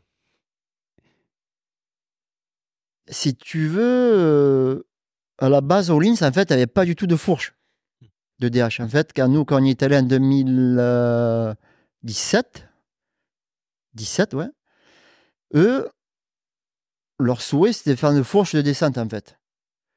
Donc, ils n'avaient jamais fait. Donc, la première qu'on avait essayé, nous, c'était un truc un peu hybride. Hein. C'était un casting de Suntour, je sais pas quoi, des tubes qu'ils avaient fait comme ça. En fait, ils connaissaient pas trop. Donc, la fourche était un peu courte. Le dedans, c'était pas mal, si tu veux, mais il était un peu faussé par le casting qui était pas trop, qui était raide, mais qui était souple. En fait, l'été, c'était un truc moulé. Et c'est clair qu'à partir de là, le truc que j'ai aimé de suite à Collins, c'est qu'en fait, ils sont à l'écoute. Tout le temps. C'est autant tous les jours on s'appelle parce qu'on a des questions ou quoi, ou même eux, ils disent, ouais, on est en train de faire ça, qu'est-ce que tu en penses ou... Ça, le truc que j'ai adoré avec eux, c'est qu'ils sont à l'écoute. Et moi, quand je dis des trucs qui sont pas, en fait, qui sont à côté de la plaque, ils me disent non, non, non, mais ça, non, ça fera pas parce qu'ils t'expliquent. Ça arrive souvent, ça? Oui, ça arrive parce que moi j'ai des idées de fou aussi. Hein. Des fois, je me lève la nuit, moi je suis capable d'écrire sur un cahier, de les appeler le lendemain. Et des fois, c'est des trucs qui sont bien, des fois non, tu vois. Et c'est bien parce qu'ils ont toujours été à l'écoute. Et quand ils ont fait la première fourche, en fait, et qu'on avait ici à Val d'Isole, si tu fonctionnement parlant, il y avait quelque chose, tu vois, il y avait une âme dedans. Mais le tour, c'était un peu bizarre. Parce qu'en fait, c'était un peu, ils ne savaient pas trop. Donc, et petit à petit, comme je disais, après, ils ont dit, bon, mais ok, c'est quoi qui ne vous plaît pas? Donc, l'été, ok, bon, on va faire d'été. Parce qu'ils font tout, ils font beaucoup de trucs en interne aussi. Et Donc c'est facile parce qu'ils ont une usine et à côté il y a un truc d'usinage et tu lui dis il nous faut ça, ok, 3 jours après tu reçois la pièce. Donc c'est et en fin de compte les tests, les feedbacks, ok, ça c'est pas bon, ça c'est bon, et là qu'est-ce que tu penses de ça? Et après c'est pareil avec TJ de chez Hollins, on s'est forgé une confiance et tu vois, on peut tout se dire, tu vois, si je dis, si, comme, mais là, vous avez fait de la merde, et voilà, il me dit, bon, mais oui, oui, on sait, et voilà, et eux, c'est pareil, ils disent, ah, là, tu vois, des fois, il y a des trucs où on dit, ouais, non, mais ça, fais pas ça, c'est de la merde. C'est des trucs, mais avec eux, c'est ça que j'ai bien, et c'est ça, et pour revenir au truc, en fait, c'est grâce à ça, à mon avis, qu'on a, tu vois, 2017, première année all-in, c'est les champions du monde, tu vois, à Kern. Bon, c'est pas une piste qui était, mais tu vois, il y a eu plein de trucs déclencheurs où ça, ils ont pas été cons, mais parce qu'eux, ils ont écouté. Il y a des marques, des fois, ils écoutent pas du tout, ils font pas ce qu'il faut, tu vois, et eux, ils ont écouté, ils ont pas beaucoup de temps et ils ont sorti un truc qui était déjà bien pour le grand public, tu vois, c'était. Et ils se sont appuyés sur vous pour le faire. Nous, on a beaucoup, beaucoup, beaucoup roulé pour les aider à créer ça. Si tu veux si tu veux, souvent, si tu veux la dyno ou l'écran de l'ordinateur, ça fait pas tout. Si tu n'as pas vraiment le feeling qui vient de la piste, eh ben des fois, tu fais pas les bonnes choses et ça part mal et ça fait pas quoi. Ouais, et c'est clair que le terrain, moi, avec mon expérience et tout, mais des fois, tu peux faire le meilleur amortisseur ou quoi sur la machine à la dyno, tu dis, mais celui-là, ça va être un truc de fou. Tu le mets sur le vélo et le machin, mais ça marche pas. Oui, parce que le fonctionnement de l'amortisseur dépend aussi de la cinématique de suspension, Oui, et puis oui, du oui, pilote, oui. et puis du réglage, etc. Donc, et puis du terrain aussi, quoi. Et ouais. Des fois, je m'amuse à faire des trucs, je me dis, ah, mais là, ça va être un truc de fou, ça va marcher. Je le mets dessus, il me dit, mais c'est quoi cette affaire? Mais ça fonctionne pas. Le terrain, c'est clair qu'il n'y a pas. Il faut le terrain. Ouais. Il faut c'est ce retour terrain qui fait que. Et est-ce que Hollins développe des choses pour la compétition, développe des produits grand public. Au début, la fourche, Hollins nous avait dit bon, on n'a pas vraiment prévu de la commercialiser pour le grand public. Finalement, c'est arrivé. Est-ce que tu sais s'il y a les produits que vous testez aujourd'hui, est-ce que tu sais justement si ça a une vocation à rester exclusivement sur le côté compétition ou s'il y a un objectif de, à terme, développer ça pour le grand public? Ça, c'est difficile à dire. Maintenant, eux, ils sont vraiment en compétition. Donc, c'est sûr, à l'heure d'aujourd'hui, nous, ce qu'on a sur le vélo, je le vois mal. C'est impossible de le commercialiser pour du grand public. C'est trop, trop compliqué. Mais après, je me dis, mais pourquoi pas maintenant avec les évolutions qu'il y a? Et j'en reviens encore avec le vélo électrique. Donc, il y a le moteur électrique. Donc, tu pourrais accoupler en fait tout, la suspension, le moteur et tout, comme faire du traction, des tas de choses. Je verrais plus un truc comme ça, les connaissants Barjo sortir un truc comme ça, ou peut-être jamais, comme ouais, peut-être jamais. Mais s'ils ont investi et tout, à mon avis, ils pourraient faire un truc vraiment simplifié. Ça aurait du sens. Ok. Est-ce qu'il y a d'autres teams qui ont le même traitement que vous par rapport à Hollins ou pas? De team qui roule avec Hollins? Ouais. Non, nous on est exclusif. Depuis le début, en fait, au début, on était. Il n'y avait que nous, de toute façon, parce que la fourche n'existait pas. Ouais. Et à l'heure d'aujourd'hui, non, on est le seul vrai team en DH. Et maintenant, ils ont BMC en cross-country. Et bon, après, ils aident beaucoup d'autres petits teams, enfin d'autres équipes. Et maintenant, depuis un an, ils aident aussi tout le grand public qui roule au Hollins, parce qu'ils ont un service sur les courses. Ouais. Mais oui, à l'heure d'aujourd'hui, on est les principales. Ok. Vous êtes les seuls avec les petits trucs. Comment est-ce que, si on fait un peu un lien avec le grand public, comment est-ce que un propriétaire d'un vélo qui veut améliorer le comportement de son vélo, de ses suspensions, qu'est-ce qu'il doit faire? C'est quoi les basiques selon toi pour en gros adapter son vélo à son pilotage sans passer par de la télémétrie, sans passer par Jack ou par du All-in? Ça, c'est, à mon avis, c'est très simple. Parce que, bon, je roule moins maintenant, mais je faisais beaucoup de rando. Et en fait, beaucoup de gens pensent qu'en achetant un vélo entre 10 et 15 000 euros, eh ben, c'est le meilleur vélo du monde. C'est comme la data. Tu achètes la data, en fait, il va tout te dire, il va te régler le vélo. Et en fait, tu t'en rends compte, en fait, il y a beaucoup de monde, ils ont des vélos à des prix de fou, mais le dimanche matin, ils sortent le vélo du garage, ils partent comme ça, et sans ni checker la pression des pneus, ni checker la pression de la fourche, et ils partent comme ça, et une fois sur deux, ils disent ah putain, mais j'ai acheté ça à 15 000 euros, mais c'est un tréteau, mon vélo, il est pourri. Et en fin de compte, que tu sors ton vélo, tu mets tes bonnes pressions dans les pneus, et les bonnes pressions quand tu pars rouler dans les suspensions, et bien là, tu as déjà gagné mais 60% du réglage. Là, tu pars, c'est du bonheur. Honnêtement, je vois même des gens, des pilotes ou quoi, tu les vois, ils prennent leur vélo et tu vois, ils checkent la pression une fois dans la journée ou quoi, c'est le b.a.-ba. Même nous, à l'heure d'aujourd'hui, on le fait 3-4 fois par jour, tu vois, et pour avoir tout le temps le même feeling et le même. Si tu veux, c'est la base. Quand tu as un vélo, si tu pèses 50 kilos et tu as un réglage pour 80, quand tu vas prendre ton vélo, tu vas pas te régaler. Hein. Tu vas te dire, mais putain, mais c'est quoi ce vélo? Donc, c'est sûr que tu as un mano là, à 20 perles de chez n'importe où, dans un magasin, une pompe, mais rien que ça, déjà, quand tu prends ton vélo, tu sais que tu vas te régaler. Ça fait déjà, tu n'as pas besoin ni de télémétrie, ni de tout ce que tu veux, de préparation ou quoi. Il y en a qui font préparer les suspensions et en fait, ils les règlent même pas, quoi. Enfin, ils ne sont même pas au poids. Et voilà, quoi. Parce que maintenant, à l'heure d'aujourd'hui, honnêtement, c'est pas comme à l'époque, il y a 20 ans, les suspensions, n'importe quelle marque le marche. C'est quand tu achètes un truc, Fox, RockShox, All-in, à la base, si tu mets ton poids, si tu règles pour ton poids et tout, n'importe qui s'amuse avec, tu vois, tu n'as pas besoin de dire ah ouais, mais non, mais il faut que je fasse une préparation, un truc, ça va pas. C'est largement suffisant pour tout le monde. Ok, donc une pompe de pression, un manomètre. Voilà, c'est exactement ça.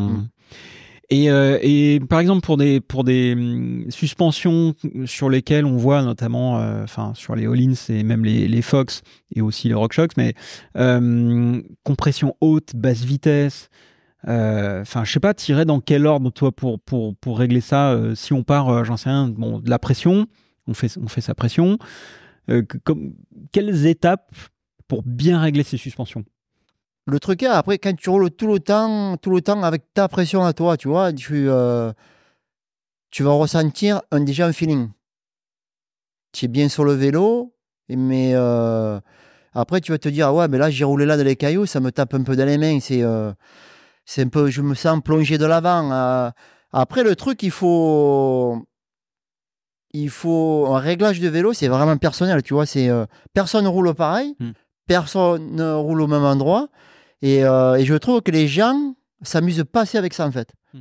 Tu prends une clalène de 3 ou je sais pas qu'est-ce que c'est pour les réglages ou quoi, ou n'importe quoi, tu prends un petit tournevis ou quoi. Et en fait, si tu connais pas ce ressenti-là, il faut le créer, tu vois. Donc, à la limite, tu pars, tu fermes tout et tu vois que c'est trop dur. Et après, en fait, il faut s'amuser avec les réglages. C'est sûr que c'est difficile quand tu connais pas et tout. Mais tu vois, si tu joues pas, si tu t'amuses pas avec ça, à tout ouvrir et à te dire, ah ben là, ah oui, là, ça fait ça, ben là, c'est mieux, là. Tu vois, si tu n'as pas, si tu as pas un peu cet amusement ou quoi, se dire, allez, allez, c'est bon, je vais m'amuser un peu, je vais me le régler, mon vélo. C'est parce que c'est tellement différent. Tu peux pas dire, je peux pas te dire, toi, tu vas rouler avec ça, ça et ça, tu vois. Je te connais pas, je sais pas comment tu roules, je sais pas. Et c'est là où les personnes, c'est pareil, ils achètent un truc très cher et ils croient que ça fait tout. L'All-in, par un exemple, c'est sûr que ça marche super bien, mais si tu as 3 ou 4 clics à côté, mais c'est ton truc, ça marche pas. Ça te tape dans les mains, mais c'est inconduisible, tu vois. Et c'est pareil que tout. Et tu vois, les gens, ils n'ont pas ce truc de se dire, bon, allez, je vais essayer, je prends un truc, je vais tourner les molettes, je verrai bien ce que ça fait. Et de toute façon, il n'y a que là, pour moi, il n'y a que comme ça à s'amuser à le faire et pour essayer de comprendre et essayer de te régler ton vélo à toi, en fait. Parce qu'en fait, après, c'est trop facile de dire, ah ouais, mais lui, la détente, elle est trop ouverte ou trop fermée ou quoi. Mais en fait, tu n'en sais rien. Et tu roules même pas sur le vélo, tu vois, tu n'es pas sur le vélo. Autant il y en a qui aiment le vélo que de la détente. Ils s'amusent avec la roue, tu vois, le mouvement de la roue. Il n'y en a que non. Après, et c'est qu'en en s'amusant, en fait, les réglages, il n'y a que là où tu peux te dire, ben, ah ouais, ouais. Ah, mais là, c'est bien fermé. Moi, j'aime bien ouvert. Moi, je le vois comme ça. Ok, donc avant de faire quoi que ce soit en termes de préparation de suspension, déjà commencer par prendre une pompe et de connaître ses pressions. Voilà. Déjà. De faire des tests, de rouler, de regarder si on aime bien, de faire des variations. Ben ouais, c'est sûr. Parce que déjà, de toute façon, déjà de rouler tout le temps que la bonne pression qui te convient, ça te permet déjà d'avoir la base. Il faut toujours une base. Donc quand tu as cette base-là, si tu veux, après tu peux voir, ben voilà, après je préfère mieux plus souple de l'arrière, plus dur. Après, mais bon, si toi tu titilles pas les réglages pour essayer de comprendre ce que ça fait, après tu vois, c'est compliqué à sentir. Après, pour tout le monde, c'est très compliqué, quoi. Ok. Ok. Donc une petite session. Enfin, en gros, je pars rouler, je prends ma pompe, je teste, je fais monter des descentes, puis j'en fais quelques-unes, quitte à sacrifier une sortie, mais au moins j'apprends. Mais au moins tu sais, si c'est trop dur, ou trop mou, ou trop souple, ou trop. C'est quand tu varies, après tu le vois vite. En plus, si tu fais toujours les mêmes.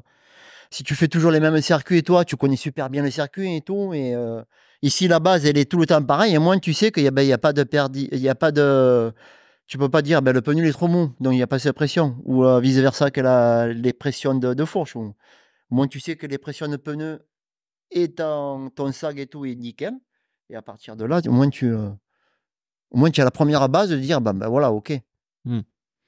Ok.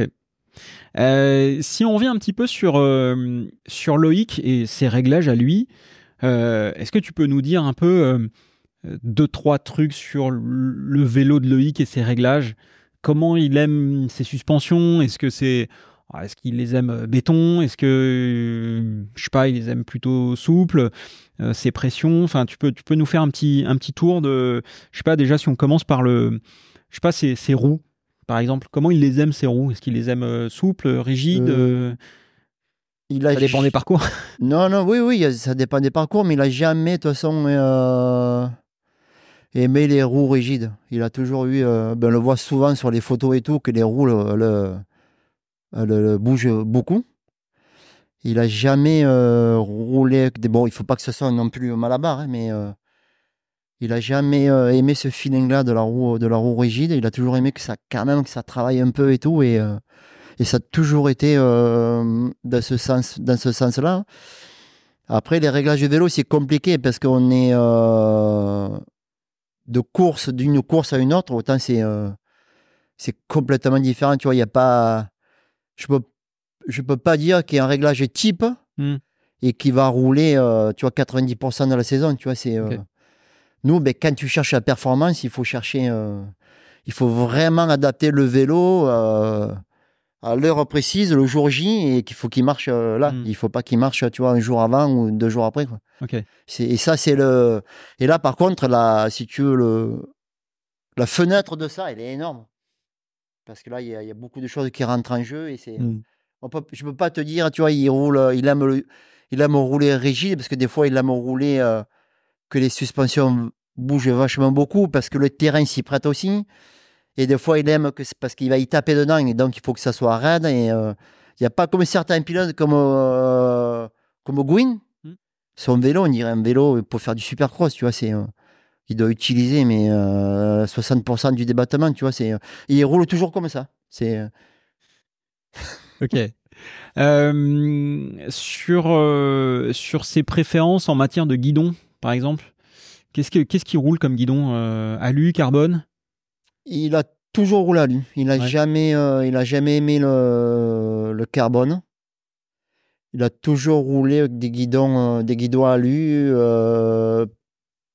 Il a roulé. Quand on était chez Easton, il avait roulé qu'en 35 parce qu'il aimait un peu le flex qu'il avait. Parce que les guidons, c'est vachement important. Suivant comme ils sont faits et suivant comme ils sont galbés et tout, ça a une influence sur le flex général du guidon. Il y a des guidons, je sais pas, de différentes marques. En fait, il n'y aura jamais vraiment le. Et lui, il a toujours. Par contre, là-dessus, sur le poste de pilotage, il est vraiment. Il aime vraiment sentir son vélo là-dessous, les vibrations, Ok. il a toujours roulé guidon, lui. Ouais. On avait essayé des guidons carbone, il passait une époque et tout, et Ouais. ça n'a jamais. Non, ça lui a jamais plu. Hein. Roue carbone? La roue carbone, elle est très compliquée parce qu'en fait, c'est. Maintenant, les marques, pour pas qu'elles le cassent, eh ben, ils font des roues vraiment rigides. Et on en revient toujours au truc. Après, la roue rigide, tu ne fais pas ce que tu veux. Ouais. Tu as beau jouer avec les rayons et tout, mais ce carbone-là, le carbone, tu vois, il a une âme et mais ça peut flexer, ça peut pas flexer, ça peut être dur comme un caillou, si tu veux. Et c'est pareil, on n'a jamais trop. Non, on est resté tout le temps classique à lui. Classique alu. Sur les diamètres de roue, donc c'est 29-27? Ouais, ouais, ouais. Il y a... Moi, il y a un moment que je poussais pour avoir le mulet, en fait. Parce qu'il a jamais aimé le 29, Loïc. On avait fait Oui, des je crois tests. qu'il l'a montré, il l'a bien dit. Ouais. On avait fait des tests, des comparaisons et tout. Il a jamais aimé. Et des fois, c'était plus vite ou autant vite. Mais il n'aime pas ce feeling du vélo. Il a jamais. Et après, on avait. Parce que c'est pareil, parce qu'il y avait une règle UCI, en fait, qui nous interdisait de rouler avec deux roues différentes, en fait. Et après, beaucoup de monde ont poussé là-dedans et tout. Et Lucie avait changé le règlement et tout. Et c'est pour ça que on a sauté là-dessus, parce que c'était un truc que je voulais, moi, depuis longtemps, qu'on avait déjà essayé avant, en fait, avant qu'on puisse le faire. Et qu'on avait dit, ouais, la grande roue à l'avant, c'est quand même pas mal. Ok. Et Les inserts dans les pneus? on l'utilise, hein, Loïc, on les utilise à l'arrière pratiquement tout le temps. Et à l'avant, quand ça craint pour les cailloux, pour certaines choses. Et c'est un feeling qu'il apprécie parce il tape beaucoup dans les roues. Avec son style de pilotage et tout, il tape beaucoup dans les roues. Donc il aime. Ça lui apporte une sécurité, disons, globale dans la roue, en fait. Ça sauve un peu de cercle, ça maintient un peu plus le pneu et ça lui met une sécurité qui dit bon, je m'en fous, Si ça tape. ça tape, ça tient. Puis toi, ça te fait peut-être un petit peu moins de boulot aussi? Un peu plus, mais. Ah oui, un peu plus à monter, mais peut-être un petit peu moins à réparer les roues. Oui, oui, oui, oui, oui. Mais Longueur de manivelle? 165, ça c'est un truc qui, à mon avis, depuis qu'on a le team, on avait essayé plus long sur les pistes où il fallait vraiment pédaler et tout. Et le problème de ça, après les vélos, maintenant la garde au sol est vachement basse. Et après ça craint pour les pédales et tout. Donc on était revenu au standard. Ouais. Au Euh, standard. ok, standard. Quoi d'autre? Il y a des choses. Bah, évidemment, il y a plein de choses spécifiques, mais est-ce qu'il y a des choses spécifiques pour Loïc par rapport à même d'autres pilotes du team? Est-ce qu'il a des, je sais pas, des réglages, habitudes ou choses en particulier? Pas tant que ça, il l'aime beaucoup, et enfin il l'aime, oui. les détails que les autres n'ont pas. Il y a plein de petits détails. Si les leviers, Magura il lui a fait des leviers, des petits trucs sur le vélo, quoi, mais il n'y a pas vraiment de trucs. Ouais, dans le team, on n'a pas trop de pilotes qui ont ouais, il y en a qui roulent avec les leviers, un peu les réglages un peu fous, quoi. Même Jordan, là, cette année et tout, il n'a pas. Pourtant, lui qui est très grand et tout, on aurait pensé qu'il avait un peu des trucs un peu spéciaux, mais non, tu vois, il n'y a pas de. Tu vois, il y en a aussi qui roulent avec des cales sur la potence de fou ou quoi, mais on a des pilotes qui restent ouais, dans le classique. C'est, dans le classique. Est-ce que vous avez je sais pas, des habitudes des trucs un peu bizarres, alors forcément que les autres teams peuvent pas faire, mais je me souviens qu'à l'époque le team Honda global, c'était vraiment des ayatollahs en termes de position de levier, tu sais, ils mesuraient, enfin ils notaient toutes les angulations de levier, les largeurs et tout ça. Vous faites des choses comme ça, vous, ou c'est plutôt au feeling? Non, pas trop. C'est lui, si tu le mesures, à mon avis, il les règle lui tout seul, en fait, ces leviers. Et à mon avis, si tu les mesures, il doit les remettre à chaque fois au même endroit. Il y a par contre, il y a Jordan qui a un toc avec ça, qui le fait au niveau, lui, avec son téléphone, tout le temps. Au niveau, ouais. Ouais. Et c'est un truc de fou. J'ai halluciné. Bon, ça lui plaît. Mais non. Bah, il y en a, il passait une époque, c'est clair, il mettait le levier comme ça pour l'aérodynamique, pour les doigts, pour avoir l'alignement des doigts avec les épaules et tout. Mais non. On avait un peu pas changé les réglages, mais un peu la position du corps qu'on avait fait de la soufflerie chez SP. On avait fait ça pour voir un peu les positions sur le vélo et tout, pour voir si ça avait un peu d'influence pour les pistes rapides, quoi. Des fois, c'est intéressant de voir autour, mais il n'y avait pas de. Enfin, ça disait pas, en fait. La logique disait pas de faire un réglage de fou pour que tu pénètres dans l'air ou quoi. C'est. Ok.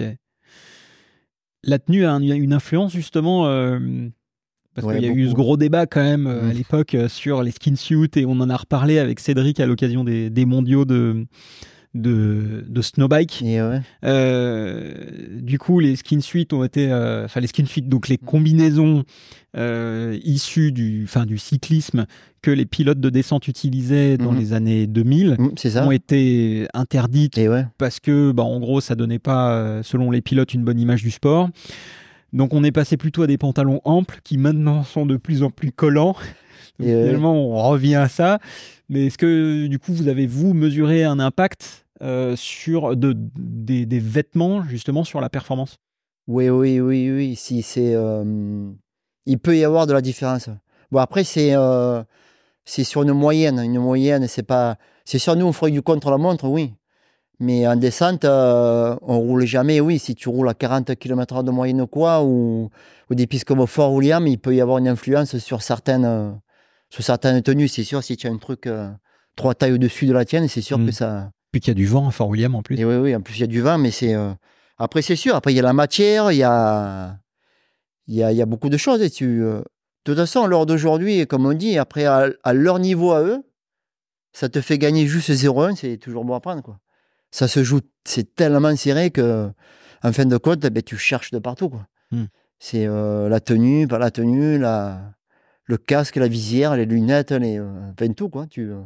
Donc, si je reformule un peu ma question, mais est-ce que dans ce que tu dis, je dois comprendre quand même que les vêtements que porte Loïc sont optimisés de manière aérodynamique ou pas? Ouais. Ils sont faits sur mesure, en fait. Ça fait sur mesure et moulé, si tu veux, pour lui. Sur lui. Son vêtement, en fait, sa tenue de race, elle est différente des autres d'entraînement maintenant, si tu veux. C'est un truc qui a été fait par SP et optimisé au maximum, en fait, pour que ça fasse au mieux, en fait. Par contre, il y a une règle ici aussi, qui a tu peux pas avoir un truc trop moulé. Bon, après, des fois, je sais pas comment ils regardent, parce que des fois, ça fait peur. Parce que des fois, on dirait c'est du lycra, quoi. Mais maintenant, il travaille beaucoup que la matière aussi. la matière, si la pénétration de l'air, tout ça. Il y a beaucoup de choses. Et nous, on a la chance d'avoir le wind tunnel chez SP et ils ont des teams de route, donc ils essayent beaucoup de trucs. Donc des fois c'est possible et des fois non. On bénéficie un peu de la technologie exclusive. Ça doit être génial, ça, de bosser avec ces outils-là. Ah oui, le wind tunnel, c'est bien parce que tu te rends compte des trucs. Bon, des trucs que tu peux pas faire sur le vélo, sinon le vélo il ressemblerait à rien, tu vois.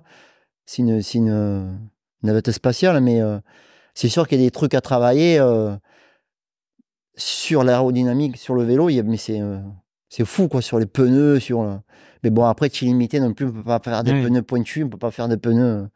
Il y a beaucoup de choses. Bien sûr. J'aimerais qu'on parle un peu du matériel et de l'évolution et comprendre ce qu'on peut encore améliorer, parce qu'aujourd'hui, le matériel, avec ce que vous faites, avec Specialized, avec Collins, avec tous les partenaires du team, vous êtes aujourd'hui au top, on ne peut pas faire mieux. Et selon toi, c'est quoi les domaines sur lesquels on peut encore s'améliorer?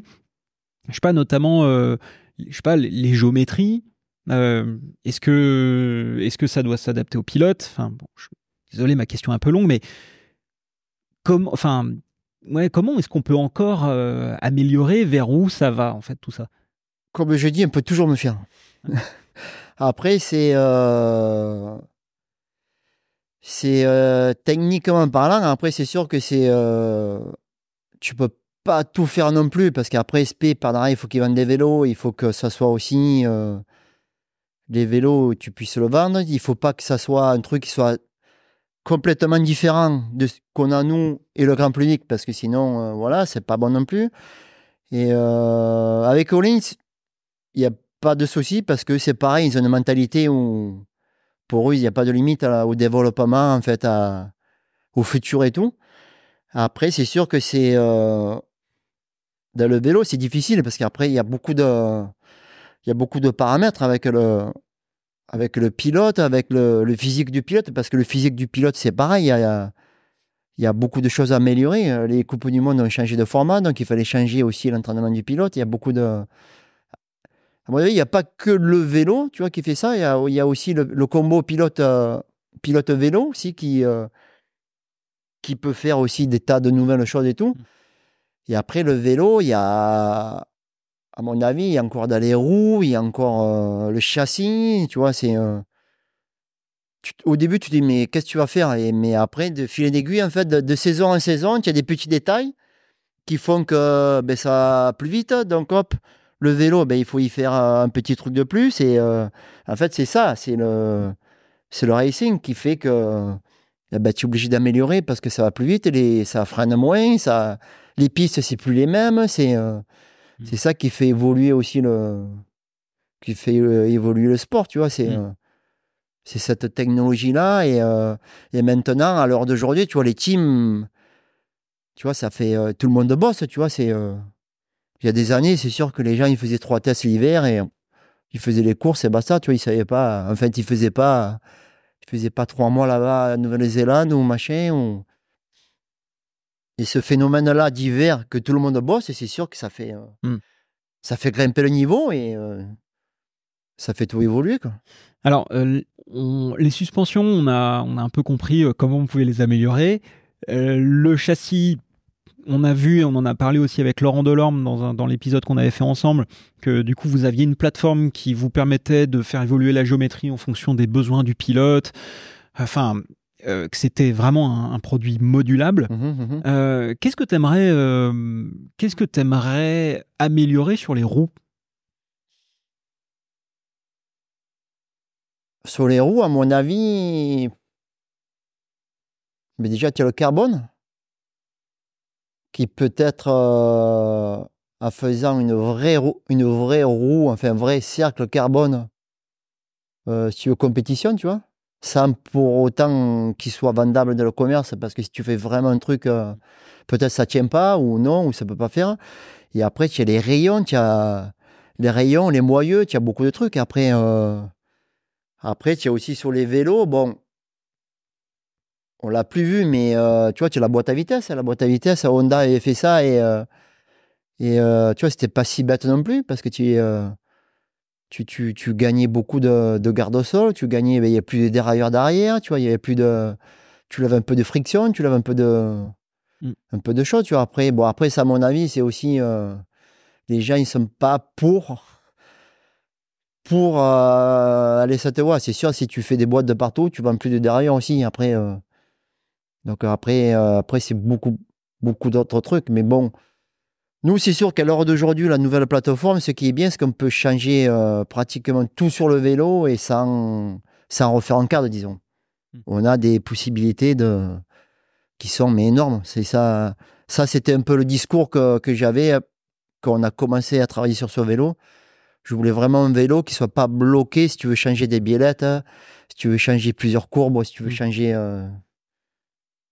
Cinématique. Voilà, cinématique sur le vélo et tout. Et ça, c'était un peu le truc que je voulais.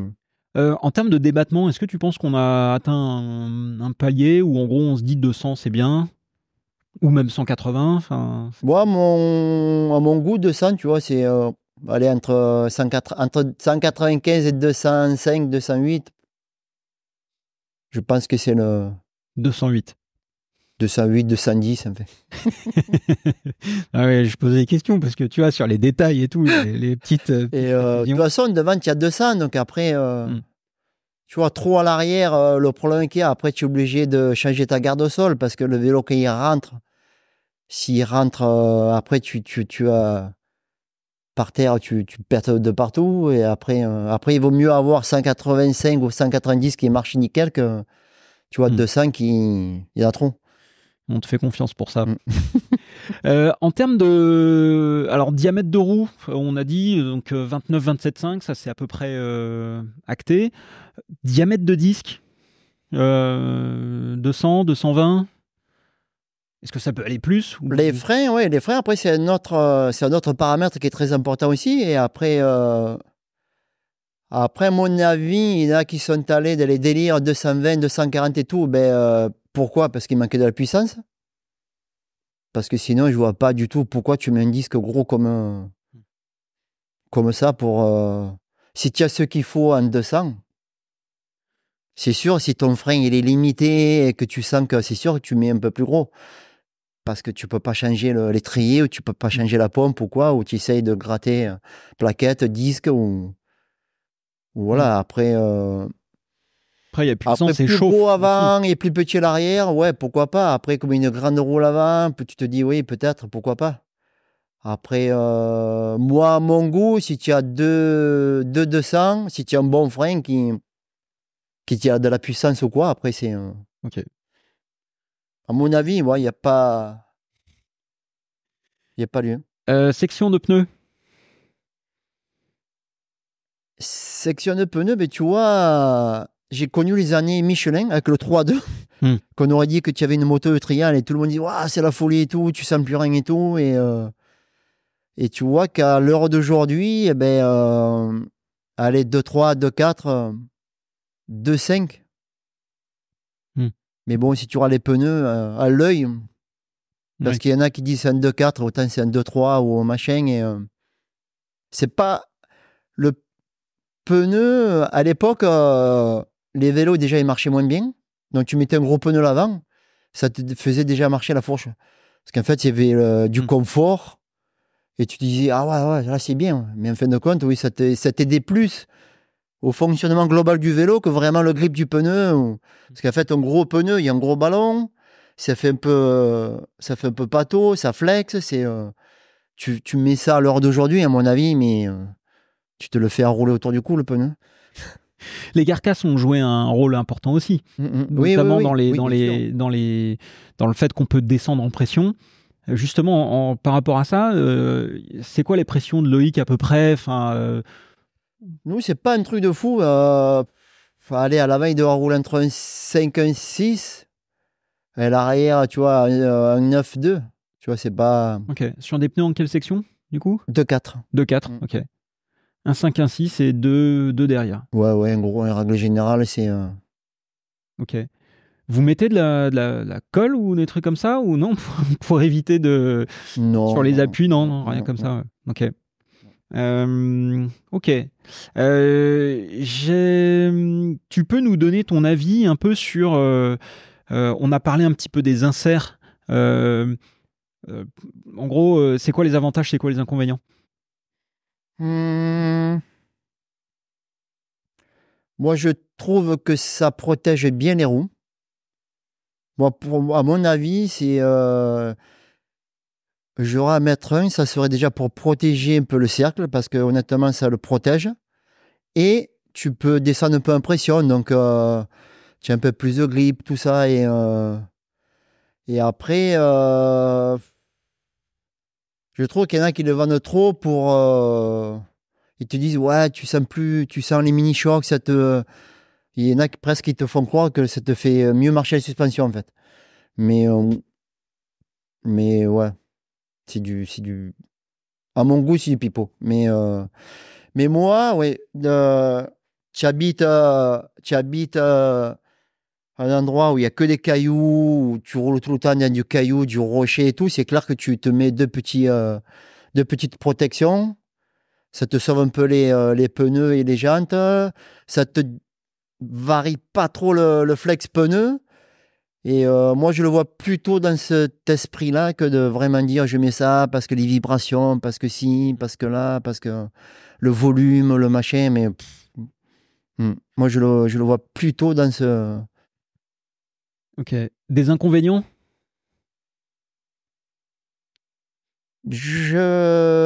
Je pense pas qu'il y en ait parce qu'en fait, oui, si le gars il est vraiment fin, qu'il a un feeling de fou avec les pneus, et il pourrait te dire ouais, ça me change le flex de la roue, machin, mais tu vois, je pense pas que tu sentes un, Hmm. un feeling négatif. Bon, Sur après, la. oui, il y en a qui te disent ouais, c'est lourd la roue, il y a du poids, Hmm. tu le sens à la rotation, mais bon, des fois, il vaut mieux pas crever que, tu vois, Ok. que ouais. Tu peux nous parler un peu des aimants?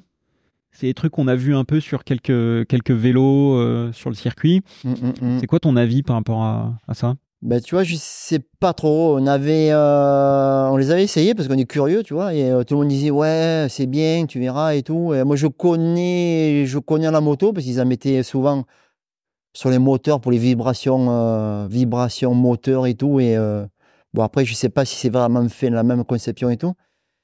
Mais en vélo, c'était pas, tu vois, tu peux pas dire que c'est un truc waouh. Enfin, nous, à l'époque, quand on les avait essayés, ça n'avait pas été non plus le. Enfin, c'est pas. Il y a des trucs que tu mets, que tu ressens quelque chose ou quoi, mais là, à mon avis, c'est trop compliqué à dire. Même avec la data ou quoi, j'avais Hmm. essayé un peu d'affiner les choses et tout. Ouais, je sais pas. Bon, après, peut-être c'est un peu, ouais. Il y en a qui le mettent, ils se sentent mieux, ou ils sentent mieux, ou je sais pas. C'est. Hmm. Ok. Les étriers flottants. Ça, c'est. Sans que tu me parles de ça, je me revois. Je crois dans les années 2000, j'en avais fait un sur un Scott complet pour aider un peu le vélo à mieux marcher et tout. Et alors d'aujourd'hui, je pense que c'est fini ça. C'est fini. Mm. Il n'y a plus besoin. Non. Quand c'est bien fait à la base, tu n'en as pas besoin. Ok. Euh, les. Je sais pas, largeur de cintre. Euh, Désolé, c'est un peu une question comme ça que j'aurais dû mettre avant, mais largeur de cintre, c'est. Ça, à mon avis, c'est un truc qui est vraiment lié aussi au pilote, tu vois, au style du pilote. Et ouais, style du pilote, moi je dirais. Parce que et tu vois, quand tu regardes, tu vois, il y a 10 ans en arrière, il roulait, je me rappelle, à 750 ou 740 ou quoi. Et d'un coup, pouf, ça a commencé à sortir les délires à Hmm. 800, à 790, 785, 780, tu vois. Ouais, c'est sûr que à mon avis, ça fait plus effet un peu, ouais. Moto. Feeling moto et tout, hop, ça t'ouvre un peu la cage et tout. Ouais. Mais, Loïc roule en combien, lui? 780. Ok. Le high pivot. Ça, c'est pareil. Si tu veux, après, c'est plus... Ça, c'est des phénomènes plus liés à la cinématique du vélo. Tu vois, après, les marques le font leur vélo et des fois, tu es obligé de faire un high pivot ou machin pour gommer un effet que tu veux pas. Et comme je dis, après, si les ingénieurs à la base, tu vois, quand tu fais ton vélo, tu fais la conception et si tu le calcules avant, à mon avis, tu n'as pas besoin de mettre des pignons, des machines, des chaînes de 43 km. C'est pour moi, après. Ok. Et est-ce que tu as des choses que toi, tu as développées ou que tu as testé, qui étaient un échec cuisant? Des trucs où tu t'es dit, ah non, mais ça, c'est n'importe quoi.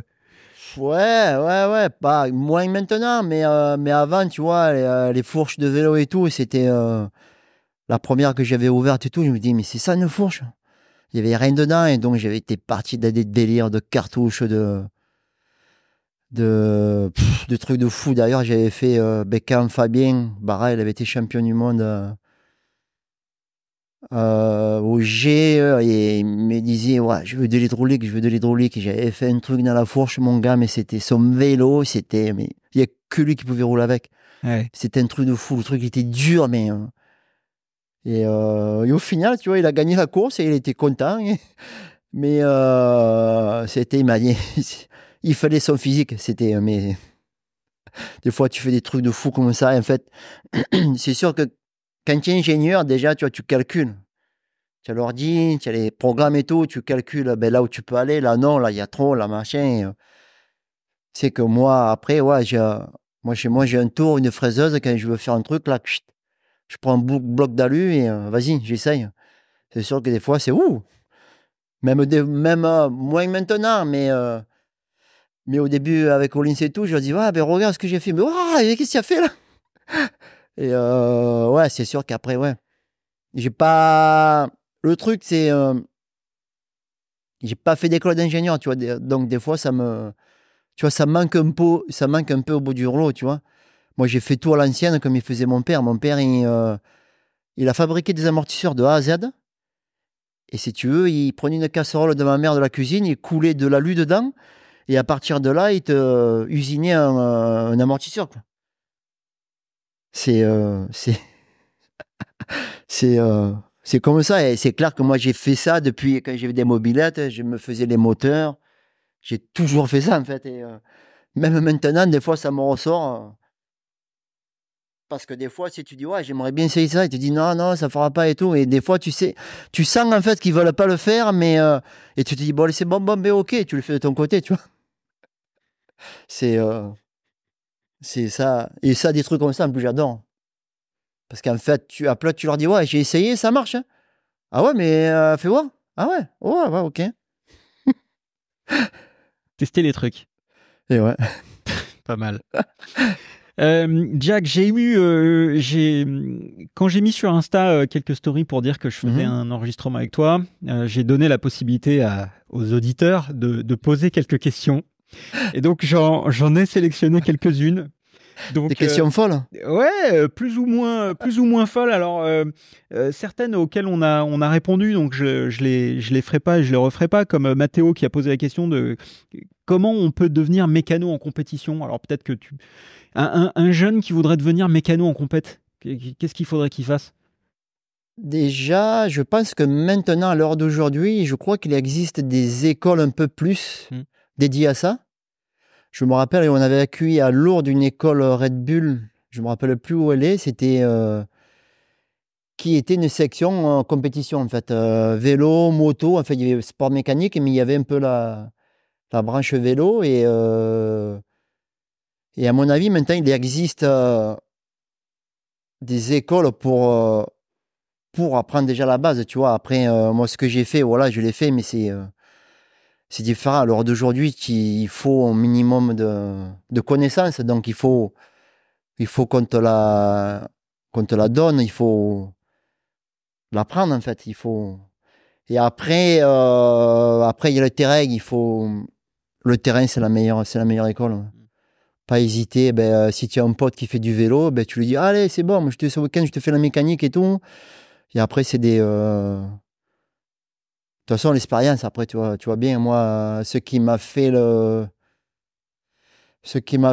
plus, après, c'est l'expérience, tu vois, après, voilà, tu as beau dire, mais bon, si tu en bois des choses, tu en bois, tu fais des erreurs, tu apprends toujours, même, hein. Moi, à l'heure d'aujourd'hui, tu vois, j'apprends toujours, hein, c'est, mais bon.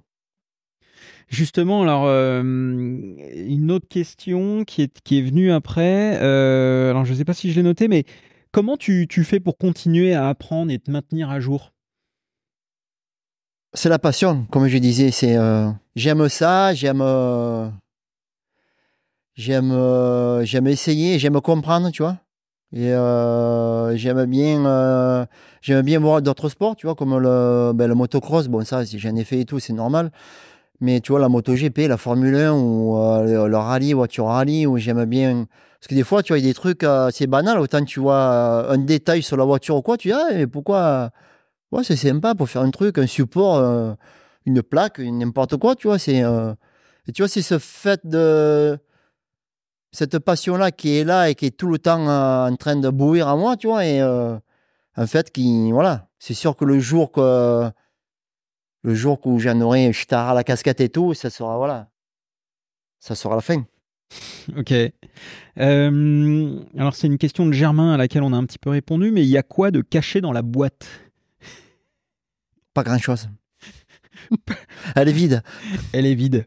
Alors, Martin et Oscar m'ont posé la question à laquelle on a également répondu. À quoi servent les boutons sur le cintre? On a répondu à ça un petit peu, mais pas beaucoup. C'est beaucoup de choses, mais qu'on peut pas parler. Beaucoup de choses qu'on ne peut pas parler. Ok. Ludo de Relief, marque de vêtements pour le vélo française, qui demandait quel est ton plus grand regret lors d'une course? Là, c'est une bonne question, ça, tu vois. C'est, ça peut être la météo, tu vois, et par rapport à ça, des fois, ben, tu fais des changements. Ça te pousse à faire des changements, si tu veux, de dernière minute avant le départ. Parce que la météo, ben, tu la sens pas et tu te dis, on va se prendre l'orage sur la tête. Et tu vois, et des fois, tu le fais, tu hésites, tu le fais, et tu vois, il fallait pas le faire. Et des fois, voilà, et après, tu te dis, merde, putain, pourtant. Et tu vois, c'est des trucs comme ça qui, des fois, c'est, c'est compliqué. En fait, c'est compliqué. Nous, le problème qu'il y a, c'est là au dehors, c'est tu peux te choper l'orage, tu vois, et ça, c'est une galère pas possible. Ok. Donc Baptiste qui demandait 27,5 ou 29. Bon, ça, on a répondu. Natural Born Shaper, dont j'ignore le nom, qui demandait comment est-ce que tu fais pour rayonner une roue sans regarder tes mains tout en parlant au team? Ça, ça, tu vois, je sais pas comment je dois me faire. À mon avis, à vue d'œil, une centaine par an, entre 100 et 150 par an. Il vient un moment donné. De toute façon, je l'ai fait l'hiver. Souvent, l'hiver, quand je prépare le roue pour la saison, je l'ai fait l'hiver devant chez moi, devant la télé. Et en fait, de compte, c'est tellement maintenant, c'est devenu. Tu mets les rayons, tu es comme ça, tu regardes à la télé et ça se fait. Donc il y a des gens qui tapent sur un clavier sans regarder les mains et toi tu rayonnes les roues sans regarder. Ah ben ouais, ouais, ouais, ouais. Ah oui, c'est venu tellement. Tu saurais dire combien de roues en tout t'as monté dans ta vie? Ouah. Ah, ça doit faire peur. Pas si Ça on doit fait une faire peur moyenne, parce que ça fait 34. toi, ça fait 27 ans que je fais ça. À mon avis, à vue d'œil, je dois être pas loin de 200 Coupes du Monde. Que Coupe du Monde? Ah, mais ça va faire peur. Plus de 1000, à mon avis. Plus de 1000, mais c'est sûr. Pas mal, joli score. Julien qui disait qu'est-ce qui peut faire aller un vélo de DH plus vite, à part le pilote, bien sûr. Bah, de toute façon, c'est le réglage du vélo. Hein. C'est, en fait, si tu veux, c'est le vélo, il faut qu'il ait le mieux possible au contact sol. Et c'est ça qui le fait aller vite ou pas vite. Après, si tu peux avoir un bon pilote, mais si le vélo, il est complètement, le réglage, il est complètement à côté, toi, tu peux te prendre 1 ou 2 secondes à la minute sans rien comprendre, tu vois. Et toi, tu forces sur le vélo et au bout du rouleau, ben, le vélo, quand il prend un trou, il perd de l'inertie, il perd de la vitesse. Et 3 trous, 4 trous, 5 trous. Et en bas, ben ouais, tu as 4 secondes derrière. Hein. À l'heure d'aujourd'hui, c'est important. Après, c'est sûr que le pilote, oui, il fait beaucoup, mais si le vélo, il n'est pas réglé pour lui, disons, pour sa vitesse, ah ben c'est pas bon non plus. Hein. Marceau qui demandait si tu te verrais travailler avec un autre pilote.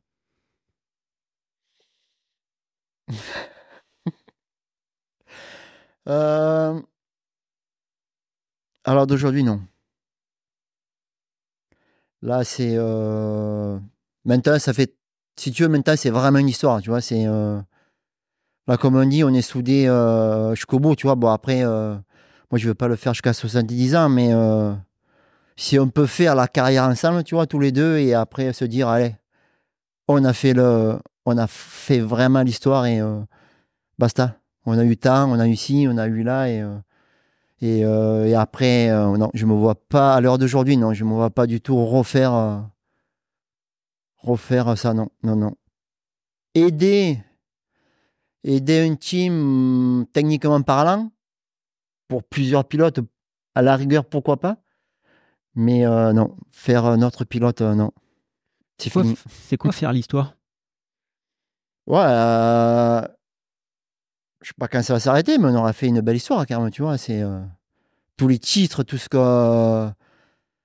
Parce que dans ça, dans les bons moments, il y a les mauvais, tu vois. Tu vois, quand tu te pètes une clavette l'année des mondiaux au G, tu reviens 3 semaines avant les G, tu te déboîtes l'épaule, tu vois, et tu te dis, ben au G, je veux gagner. Tu vois, tu vois, cette histoire-là, elle est belle aussi, tu vois, quand tu le. Vu de derrière, tu vois, c'est.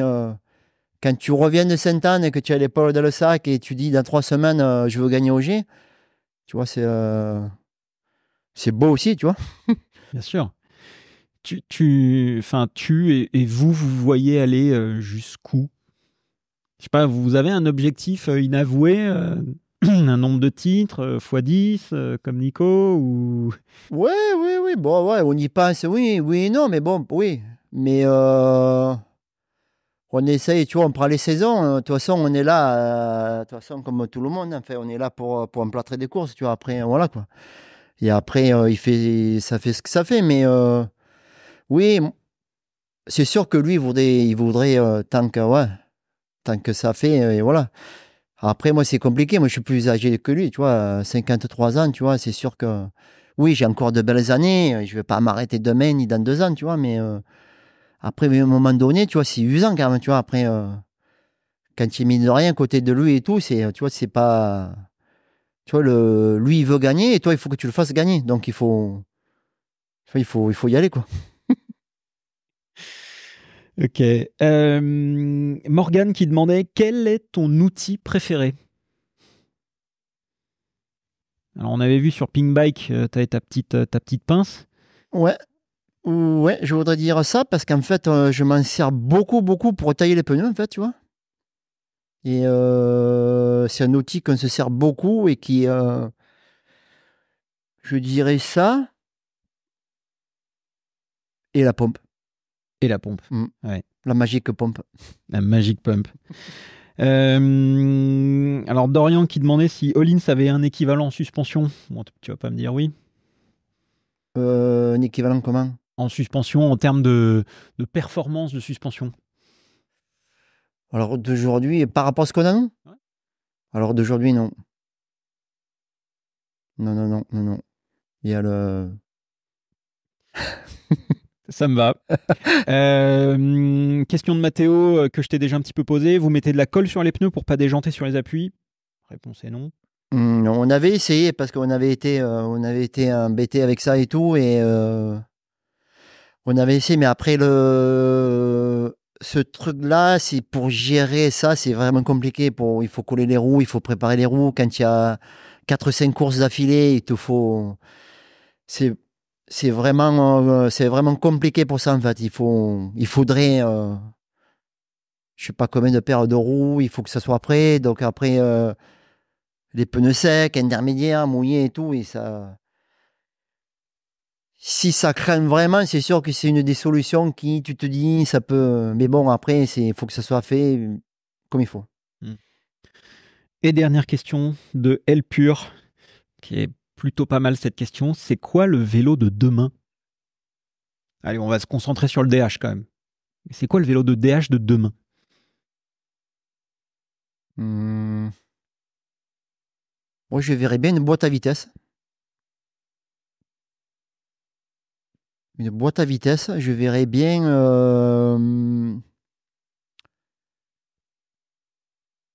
Je voyais bien un truc comme le Honda, parce que le Honda, en fait, pour l'époque que c'était, ils avaient 10 ans d'avance, tu vois, avec des suspensions de malade.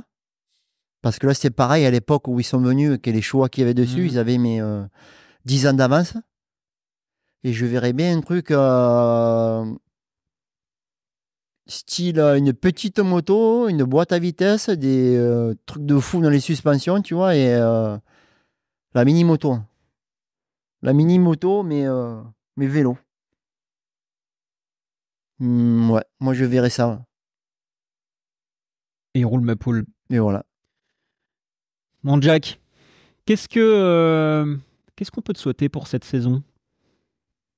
Euh, ben, j'espère qu'on va remettre un peu la machine podium en route, hein. De toute façon, on est là pour ça, hein. On va pas se mentir, hein. On passe pas du temps à essayer, tester et tout, hein. On va dire, et ouais, on va essayer de se refaire un plaisir. De toute façon, il faut qu'il se fasse plaisir aussi sur le vélo, hein. Et voilà. Après, quand tu te fais plaisir et que tout fonctionne, en règle générale, on n'est pas trop loin du compte, hein. On va essayer d'aller récupérer le maillot. Ça, c'est un truc qu'il faut qu'on veut faire, hein. Mm. Qui sait faire, qu'on aime aussi faire. Des fois, ça fait, des fois, ça fait pas, mais tu vois, c'est des challenges où. Et voilà, on va essayer de ramener un petit maillot encore arc-en-ciel. Très bon.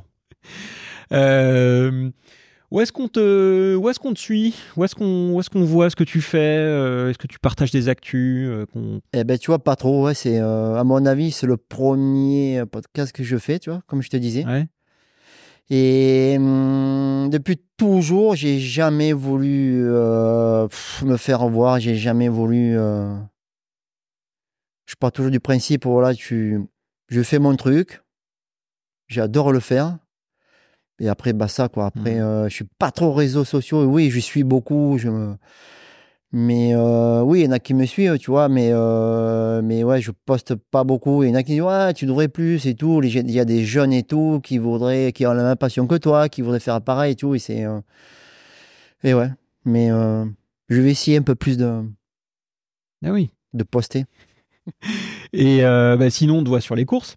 Ah ouais, sinon, ben ouais, Ouais. sur le stand. Sur le stand. C'est quoi le meilleur moment pour passer te voir et te faire un petit coucou si justement il y a des gens qui veulent te voir, te poser des questions pour pas te Ouais, gêner ou déranger? Il y a la journée track walk où on a un peu de temps. Il y Mercredi. a après les entraînements ou après les qualifs ou les demi, tu vois, c'est bien parce qu'on prépare le vélo pour la finale et tout. Et j'aime bien, tu vois, partager aussi ma passion, tu vois. J'aime bien répondre aux questions ou quoi, ou pas toutes les questions parce que des fois il y a des questions Ouais. qui sont curieuses. Et non, non, mais ouais. Mais ouais, il n'y a pas de. Ok. Il n'y a pas de souci, il faut passer, il ne faut pas hésiter à passer. Et... Ouais. Et si on te voit en train de bricoler le vélo, on te fait un petit coucou. Exactement, il y a... Ok. J'ai mordu personne encore. Ok. Je suis sauvage, mais... Sauvage, mais ça va. Mais ça va. Ok. Dernière question avant de te laisser et avant de vous laisser. Si tu devais entendre quelqu'un dans un prochain épisode d'En roue libre, qui pourrait être un pilote, un team manager, quelqu'un dans le monde du vélo qui t'inspire et que tu aimerais bien entendre parce que justement on le voit pas ou peu. Tu penses à quelqu'un? Oh, très dur à répondre là.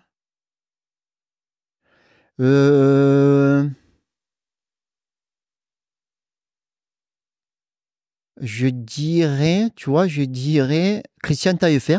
Oh. Parce que mine de rien, il a fait beaucoup pour le VTT, tu vois.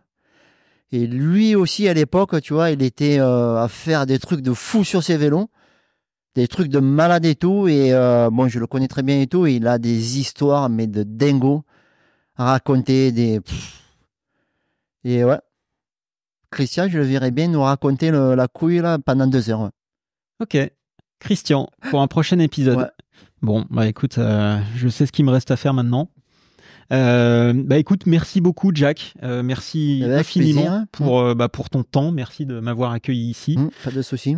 Merci à vous qui nous avez écoutés et regardés également pendant pas loin de 2 heures. Hein. Ah oui, quand même. Voilà, l'horloge tourne. Ouais, j'ai pas fait attention. On m'avait dit que t'étais pas très bavard finalement. Tu t'en es bien tiré. Qu'il fallait te sortir un peu les verres du nez, qu'il fallait te faire parler. Et finalement, je suis très content. Donc, merci à vous qui nous avez écoutés et regardés. Et puis, n'hésitez pas à nous dire ce que vous en avez pensé. Envoyez un petit message puis à Jack et tout ça. Et puis passez le voir sur les courses. Et pas de souci, avec plaisir. Et puis voilà. Et puis, on vous dit à la semaine prochaine. Allez, super. Salut, merci Jack. Allez, salut. À bientôt. À bientôt.